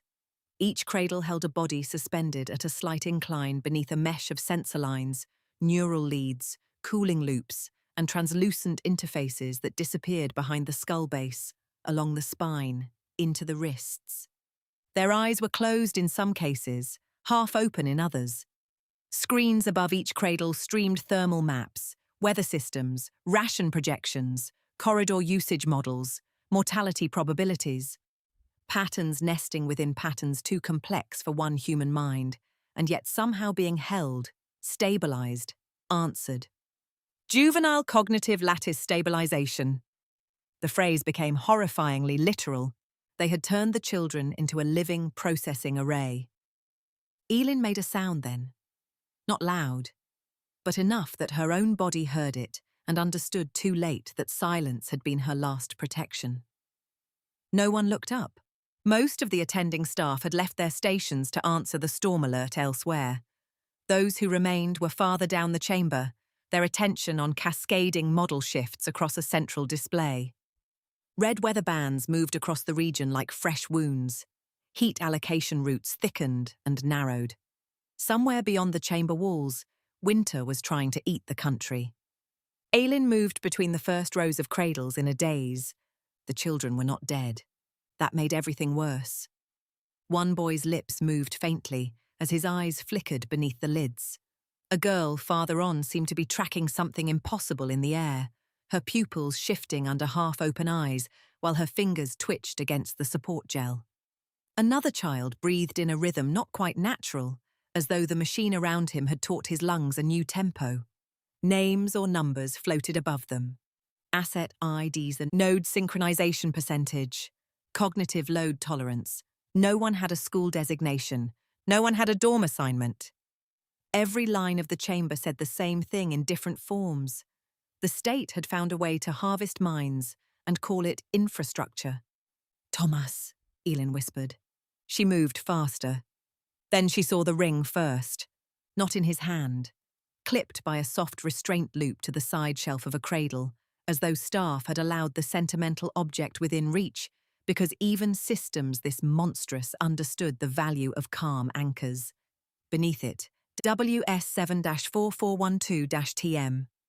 Thomas lay inside the cradle with his head slightly turned, eyes half open but unfocused, thin leads feathering away from his temples and neck into the lattice housing behind him. He was not asleep. He was somewhere else and also here. She put her hand to the side of the cradle and said his name again. His pupils shifted, not immediately toward her. First across some invisible field, then back, then finally onto her face. Recognition arrived in stages. "Ma!" he said. The word came out soft and wrong, as if part of his attention had to travel a great distance to make it. Aylin's knees almost gave way. She crouched beside the cradle, one hand gripping the frame hard enough to hurt. "Thomas." His mouth moved once before sound followed. "You came inside." "Yes," she said. "I came to get you." That seemed to puzzle him. Somewhere above and beyond them, the central displays shifted into a harsher red pattern. A status tone pulsed. He winced faintly, eyes focusing out for a beat, then found her again. "It's loud today," he murmured. "What are they doing to you?" He looked almost embarrassed by the question. "Helping." "No." "Yes." She reached toward his face, then stopped when she saw the mesh of sensor thread at his throat and the clear line running under the collarbone. Her hand changed course and closed instead over his fingers. Warm. Really warm. He looked at their joined hands as if remembering what such a sight meant. "They said you wouldn't understand at first," he said. "Then make me." His gaze shifted toward the screens above him. There are too many moving parts for one model. Storm pressure, corridor leakage, reserve scarcity, population drift, freeze probability, consumption dishonesty. He said the terms not like a child repeating memorized lessons, but like someone listening to them occur inside his own head. "The lattice catches unstable branches. We can see farther than the machines alone." Aylin felt something inside her tear. "You are not a machine." "No," he swallowed. "But I can help them be less wrong." He turned his head slightly against the support cushion, and for the first time a flicker of pure boyhood came back into his face. "The walls are warm," he said, almost apologetically. That line, lifted from the letter and placed here in this chamber, shattered the last of her ability to pretend any of it had once meant comfort in the ordinary sense. He squeezed her fingers weakly. "Are you warmer now?" he asked. She did not know whether he meant the apartment, the sector, her body, her life, or the whole freezing country. Tears came so fast she could not stop them. "No," she said. Something changed in his expression then. Not fear. Recognition of error, perhaps, within a field of calculations too large for grief. He looked upward again. "They said the outer stacks were dropping," he murmured. "We stabilized 3 corridors already. If Node 4 drifts, the reserve timing fails." "Listen to me," Elin leaned closer, forcing his gaze back. "I'm taking you out." This time he looked truly confused. "Out where?" "Home." A small silence. Then, in a voice almost kind, as if explaining simple arithmetic to someone overtired, he said, "Home is colder." A door hissed somewhere behind her. Footsteps approached at an unhurried pace. Elin rose and turned. A man in a dark authority coat was walking down the aisle between cradles, one hand clasped behind his back, the other holding a tablet slate at his side. He was perhaps in his 50s, his hair iron grey, his expression composed not from cruelty, but from long practice at standing near terrible things without permitting his face to acknowledge them. He stopped a few paces away. "Mrs. Marr," he said, "you came farther than most." She moved instinctively closer to Thomas's cradle. "Who are you?" "Director Cale Reese, subsurface operations." "Operations," she repeated. "Yes." "You mean children?" "No," he said, "I mean survival." The chamber hummed around them. On the displays overhead, storm systems churned across the region. Heat routes shifted. Somewhere far away, people sat near failing radiators and waited for allocations this room was deciding. Aylin could barely breathe for rage. "You told us they were going to schools." "In a sense, they are educated here." "That is not what you told us." "Now, what we told you," he said, "was what your sectors could bear hearing." She took a step toward him. "You put them in machines." "We interface them with a stabilizing lattice designed around cognitive traits they naturally possess." "They are children. They are the reason half the nation survives each winter." Part 10. The words were said so evenly that for a second they did not seem real. Then they landed all at once. Rise gestured lightly toward the storm maps. "Do you imagine heat allocation at this scale is a matter of opening and closing valves? We model failures before they occur. We predict migration, dishonesty, hoarding, leakage, weather violence, medical spikes, grid instability, crop loss, corridor death." Standard machine systems produced unacceptable mortality cascades. Adult analysts were too slow. The selected children. "Selected," Elin said. "You mean taken?" He let that pass. "Have adaptive pattern capacities that allow the lattice to resolve instability in real time. Without them, we lose sectors, entire ones. Not dramatically, just enough each year to become a country built of graves." "What do you do to them?" she asked. Rees glanced at Thomas, then back to her. "We integrate them gradually. Minimizing distress improves performance." "Performance." "Your son has already helped preserve heat continuity for approximately 120,000 citizens during this storm event." Thomas's eyes had drifted half shut again. "You let them write once," she said. "Yes." "Why?" "Because severance shock reduces early stability." She stared at him. Rise went on. "Families need reassurance. Assets need calm transition. One letter accomplishes both." "Then why no second?" "Because identity dispersion begins to interfere with coherent personal correspondence." The chamber seemed suddenly colder despite the heat. Identity dispersion. He said it as if speaking of chemical separation. Aylin looked at Thomas, still there enough to know her face, already spoken of in the grammar of dissolution. She reached for the cradle release latches. At once, 2 alarms chirped amber at the side rail. Rees did not shout. He simply said, "If you disengage him during a live storm compensation cycle, outer corridor timing fails within 9 minutes. Her hands froze over the controls. "You're lying." "No." He angled the tablet so she could see the model on it. Node 4 contribution bands threaded through 3 regional heat reserves, their outputs bracing weakened routes across the outer sectors. Names, she knew, flashed in the margin. Winter Sector 7 among them.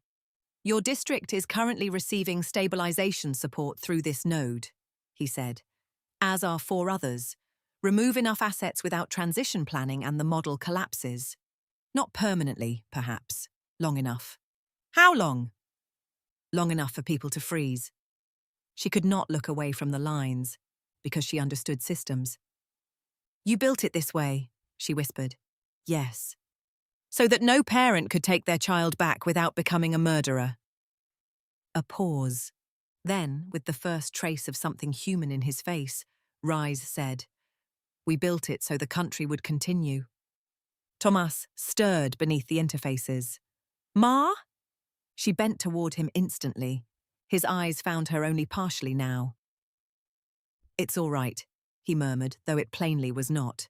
They said sometimes families need longer orientation too.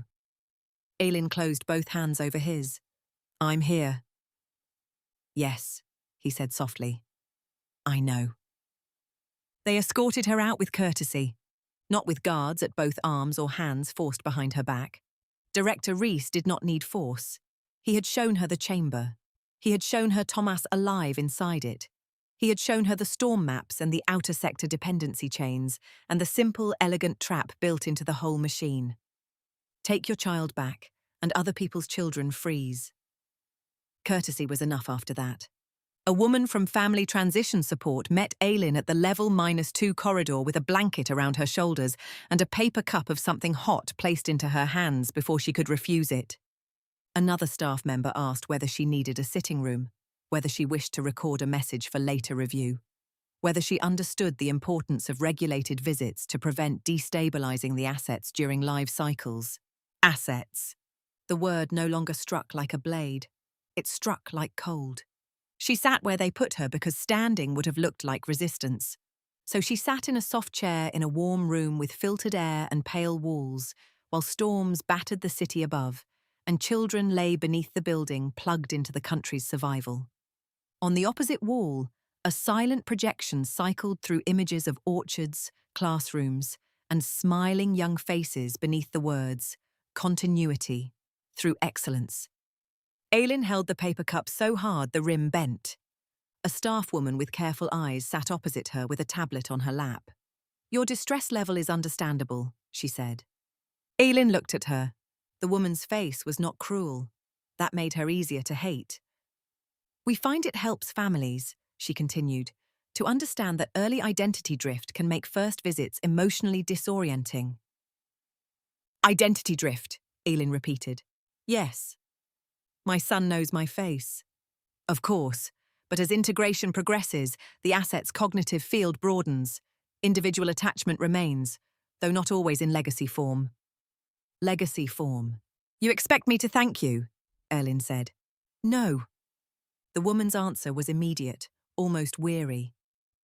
We expect most parents to do one of three things: denounce us, collapse, or understand us against their will. Aylin's fingers tightened on the cup. And which is easiest for you? The woman hesitated. The third. Because understanding chained the victim to the structure. Aylin set the cup down before she threw it.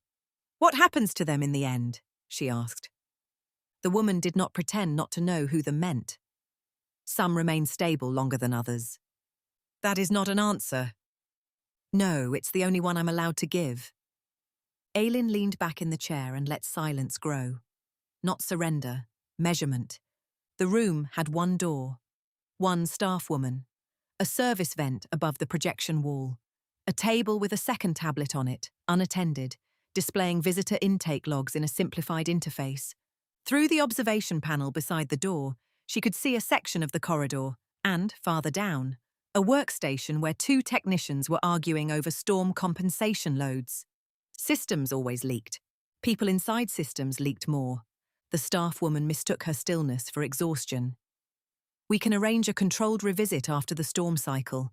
If your district remains stable and his node load reduces, there may be a window. How many parents are told that? Again, the smallest hesitation. Enough, Aylin said. The woman's mouth tightened. Aylin lowered her eyes, let her shoulders slump, and said in a duller voice, I need a washroom. The woman stood at once, relieved to be helping in a way bureaucracy recognized. Of course. The washroom was down the corridor past the intake console. The staff woman walked her there and waited outside. Inside, Aylin ran water she did not need and looked around. Polished sink, mirror, sanitation cabinet, maintenance panel beneath the hand dryer, latch not fully seated. She knelt, opened the panel, and found what she needed less than a minute later. A narrow auxiliary data lead tied into the local service loop and capped with a removable diagnostic key no bigger than the last joint of her thumb. The kind of piece a technician removed before final closure. The kind of piece that remembered more than it was meant to. She pocketed it, shut the panel, splashed water on her face for realism, and went back out. Part 11. When they passed the intake console again, Elin stumbled deliberately, not theatrically, just enough. The staff woman reached out. Elin caught the edge of the table with one hand. Her other brushed the unattended tablet. It rocked once. The screen changed. For half a second, a back-end queue appeared instead of the simplified visitor interface. Names, node assignments, orientation flags, intervention notes. Then the staff woman steadied her and guided her back to the chair. Half a second was enough. Node 4, live storm load. Parent present. Emotional risk elevated. Reassurance materials dispatched. Reassurance materials. The letter. The orchard film. The warm cup. Everything had a category. That gave her the line she needed. When the staff woman turned to answer a corridor call, Elin slid the diagnostic key from her pocket beneath the edge of the unattended second tablet on the side table. The screen went dark. Then live and no password request, no lockout. Because the key identified itself as maintenance hardware. Systems trusted tools more than people. Menu tree bloomed open in simple white text. Visitor support, orientation media, asset communication templates, node access records, wellness summaries, storm compensation. Her eyes flashed once to the staff woman, still turned away. Elin tapped asset communication templates. A list opened. Template 1, initial reassurance, warm acclimation. Template 2, schedule density, delayed correspondence. Template 3, identity broadening, service affirmation. Template 4, discontinuation notice, conditional. There it was. Not proof in spirit. Proof in language. Beneath each template were selectable phrases, structured like a children's writing lesson taught by a machine with no conscience. The walls are warm here. The light is kind here. I had fruit with bitter peel and sweet inside. Please do not worry if letters are not frequent after this one. They say some minds can help more people than they know. Elin's vision sharpened to a painful point. She ripped the diagnostic key free. The tablet froze. She slid it back onto the table exactly as it had been. The staff woman turned back just as Elin lowered her head into her hands. "Would you like a sedative?" the woman asked softly. Elin let one ugly laugh slip out. "No." The woman mistook the laugh for collapse. Good. 5 minutes later they released her. Not because they trusted her, because Rees understood the structure better than anyone in the building. A parent sent back into the cold with no child, and no proof was still trapped inside the logic of the system. He was almost right. The guard at the East Service entrance buzzed her out with the same exhausted impatience as before.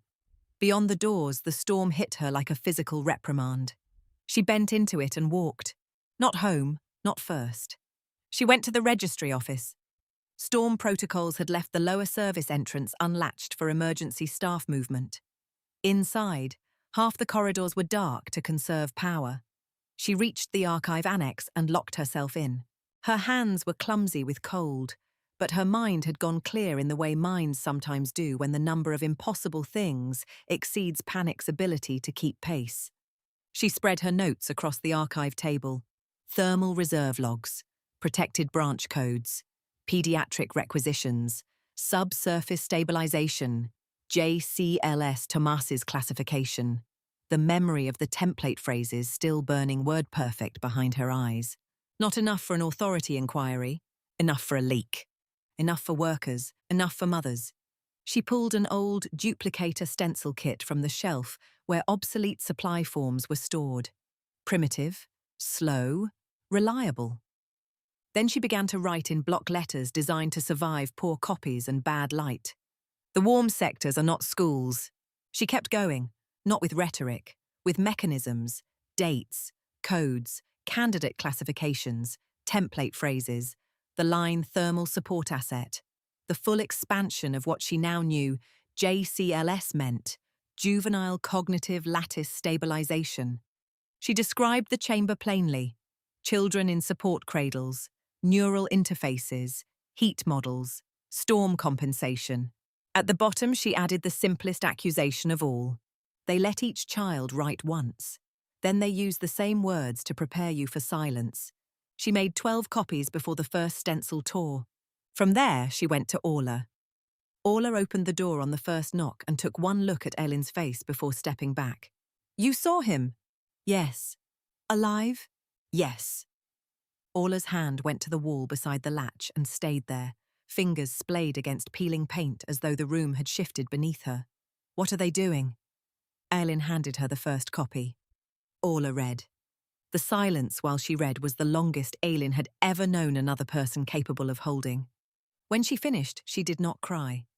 She set the page down with impossible care and said, "Lena wrote about the light." "Yes." Orla looked up. Her eyes had gone so still they frightened Elin more than tears would have. "What do you need from me?" Everything now moved quickly. The storm helped. Fear loosened routine. Power cuts widened blind spots. People who would normally have guarded procedure with their whole souls now wanted only heat and continuity, and one less thing breaking at once. Orla knew which mothers would open a door to a folded page and actually read it. Which fathers still kept old corridor keys from service jobs. Which maintenance men hated central authority enough to carry paper farther than they were told. Which canteen workers could slip one copy beneath 20 ration trays without anyone seeing. By midnight, the first pages had moved. By 1 in the morning, whispers had begun. By 2, a copy had reached the night queue at distribution window C. By 3, someone fed a summary into a factory bulletin board. At 4:10, the first alarm from Central Thermal Authority sounded, not in the city, but across the hidden network of people who had just realized that rumor and documentation had collided.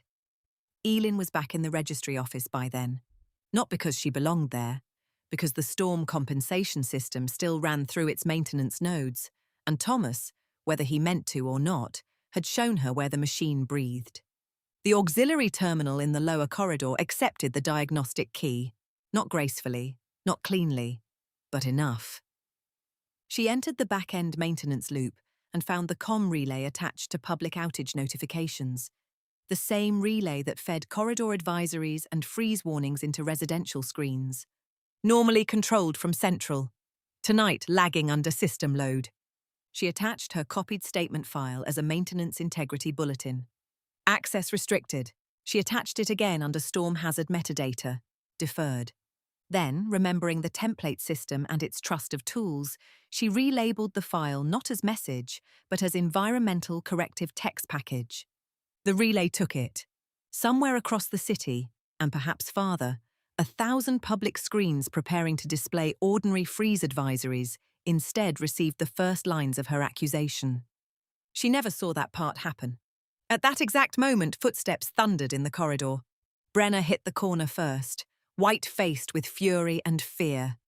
2 authority staff behind him. 1 security officer. "What did you do?" Brenner shouted. She stood from the terminal.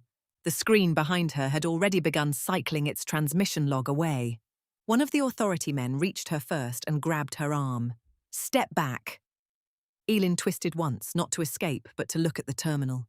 Sent, routed, propagating. Good enough. They took her upstairs then. Not gently, not brutally either. The middle category institutions reserved for people who had become inconvenient but remained legible. As they dragged her through the corridor, every wall screen in the building flickered. For 1 exquisite second, all of them showed the same text in block white letters over a heat map of the storm zone. They used children to run the grid. Then the screens cut to black. Part 12. By dawn, the city was no longer quiet, not unified, not heroic. Real cities never were, but changed. People clustered around frozen bulletin boards and dead terminals repeating what they had read before the screens went dark. Mothers who had lived for years inside private suspicion found their private suspicion suddenly populated by other mouths. Workers in the heating corridors slowed their repairs long enough to ask whether the assets in the message meant what it sounded like they meant. In one ration line, a woman began reciting from memory the exact phrase in her son's only letter, "The light is kind here," and 3 others answered with the same line from years apart. Truth did what heat rarely did in Winter Sector 7. It spread. Central authority responded the way frightened systems always responded, by calling the truth destabilizing, by calling it partial, by calling it dangerous to continuity. They questioned her for hours. Who helped you? Where did you get access? Who copied the statement? How many distribution points? Did you enter the subsurface chamber alone? Were you in contact with sector agitators before your son's transfer? She answered selectively and badly. Not enough to help them, enough to confirm what they already feared. The lie had escaped containment. At some point, amid the questioning and the storm updates and the clipped hallway exchanges outside, Director Reese entered the room. He looked tired now, not defeated, but tired enough to appear briefly honest. "The outer stacks are still holding," he said. Elin looked at him through split dry lips. "Congratulations." He ignored that. "Your transmission caused 3 maintenance slowdowns, 2 corridor protests, and a temporary refusal of asset intake processing in Sector 3. Good. It also nearly destabilized reserve timing. And yet here you are, still using them." Something moved behind his eyes then. Anger, finally. "You think revelation solves arithmetic," he said. "It doesn't." "No, but it ruins obedience." He stood very still. Then he said, "Node 4 is under strain." The room seemed to contract. "What does that mean?" "Public disruption forced manual rerouting. Storm load remains high. Your son's integration was not complete enough for this level of instability." Elin rose half out of the chair before the guard behind her forced her back down. "If he dies..." Rice cut across the sentence with terrible calm. "This is what I wanted you to understand in the chamber. There are no clean acts left in the world that made this necessary. Take me to him." "No." "Then you don't get to use his condition as an argument." For the first time since entering, Rise did not answer immediately. A tech burst through the doorway then without knocking, tablet in hand, composure gone. "Director, Node 4 is cross-signaling through the public maintenance relay." Reese turned sharply. "That's not possible." "It's happening." Elin's heart kicked once, hard. Thomas, Rise was already moving, the tech with him. The guard hesitated, looked from the open door to Elin, made the wrong choice, and followed. Elin was alone for perhaps 6 seconds. Enough. The chair they had sat her in was bolted. The table was not. She heaved it sideways into the door before the auto latch fully reset and slipped into the corridor just as alarms began pulsing somewhere deeper in the building. Not evacuation alarms, signal alarms. Down below in the chamber, something was talking where it should not have been able to talk. She found the service stairwell by sound more than memory. Level -2 swarmed with staff. Screens flashed with root corruption and unauthorized text insertion across the maintenance net. She went down. Level -3 was chaos wrapped in institutional voices. Node 4's partition stood open. Elin entered the chamber to a world made of red light and soft machine tones gone irregular. The central displays were bleeding text through the storm models, not random characters, words, broken at first, fragmentary, then stabilizing. "The walls are warm. The light is kind here. I am paying attention." Phrases from the letters, repurposed like tools turned back against their makers. Staff shouted over one another near the central console. "Loop isolate. Who opened public relay? Why is Node 4 echoing template language? Decouple non-essential feedback." Elin did not care. She found Thomas by instinct, and the ring clipped beside his cradle. His eyes were open, wide open now. Not empty, not fully human either. Filled with a terrible brightness of divided attention, as if he were looking at her, and weather and circuitry, and 10,000 heating routes at once. "Ma," he said, and this time the word arrived clear. She seized his hand. "I'm here." His fingers closed on hers with surprising strength. "I know how to talk now," he said almost wonderingly. They left pathways open. His voice hitched on the last word. "Can I get you out?" she asked. His gaze slid upward to the red bands on the overhead display. Across the region, corridor timings flickered on a knife edge. Then he looked back at her. "No." She shut her eyes once, opened them again because he was still there and because time, suddenly, was not. "Thomas, if you pull me now, the stack lines fail." He spoke with effort, every sentence seeming dragged up through two systems at once. "I can hold them a little longer, not forever." Around them, technicians were trying to regain control. Rise had just entered the far aisle. He saw Elin at once and started toward them. "You have to go," Thomas said. "I'm not leaving you." "You have to." The words were simple, final. He turned his head the slightest fraction toward the central displays, where new text was forcing itself through the models in stuttering bursts. Node 4, public echo, asset status, protected branches, intake roster. He was opening the system, not only speaking, confessing it. Rise understood a second later. His face changed. "Sever the relay!" he shouted. Too late. Every screen in the chamber, then the corridor, then somewhere beyond the building, began spilling names and sectors and classifications into the world. Not all of them. Enough. Enough to end silence permanently. Thomas's breathing changed, shallower, faster. The interfaces along his temples pulsed hard blue-white. Elin bent over him, one hand on his face now, no longer afraid of wires. "You don't have to do this," she whispered. He looked almost offended in the old small way he had when she said something he found obviously untrue.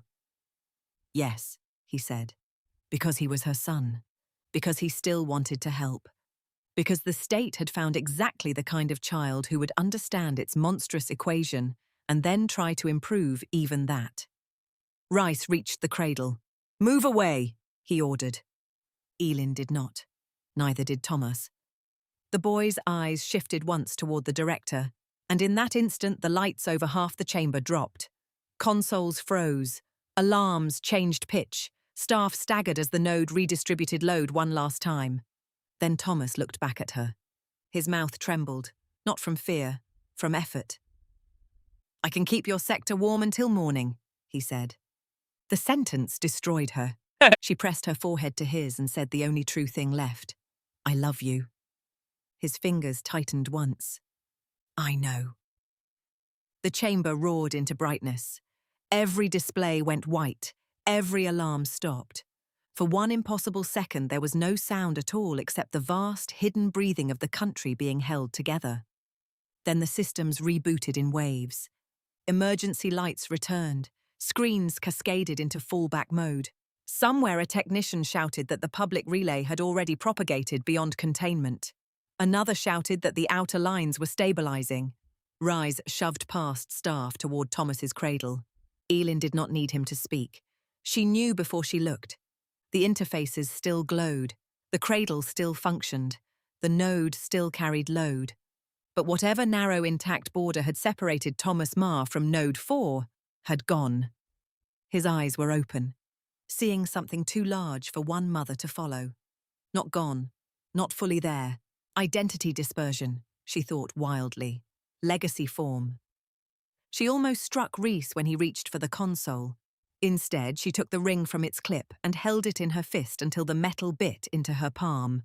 By morning, they released her, not out of mercy, because arresting one mother had become tactically irrelevant in a city where too many other mothers now knew the template phrases by heart.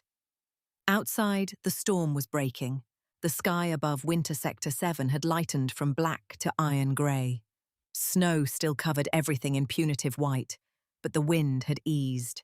People moved through the streets in clusters, talking too fast, too quietly, too intensely.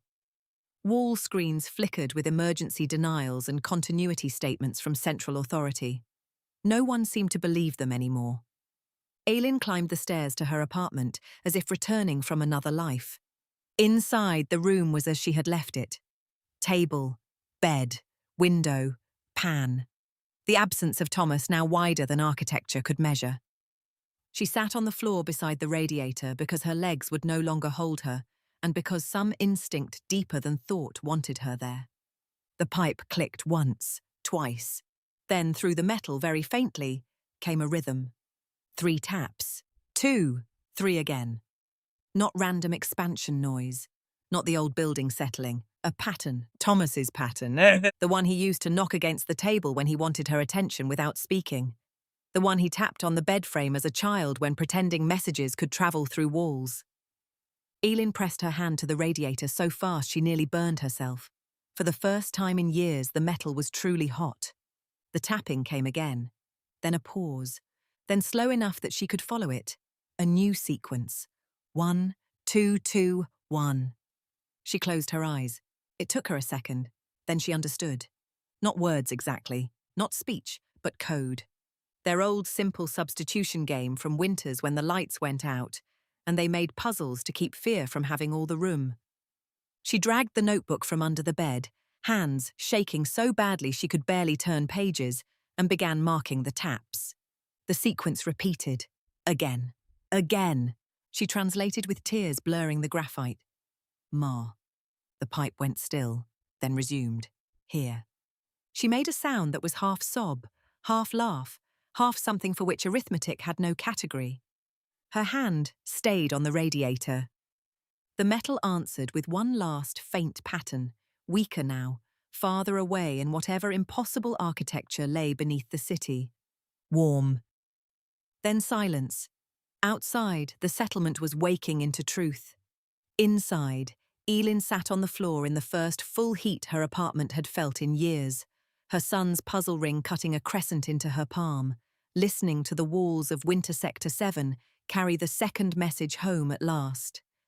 You've been listening to Drive Time Dystopia. If you enjoyed this story, subscribe, like, and share the channel, and leave a comment telling me where you're listening from and what time it is where you are. Until next time, keep driving, keep imagining, and stay out of the dark.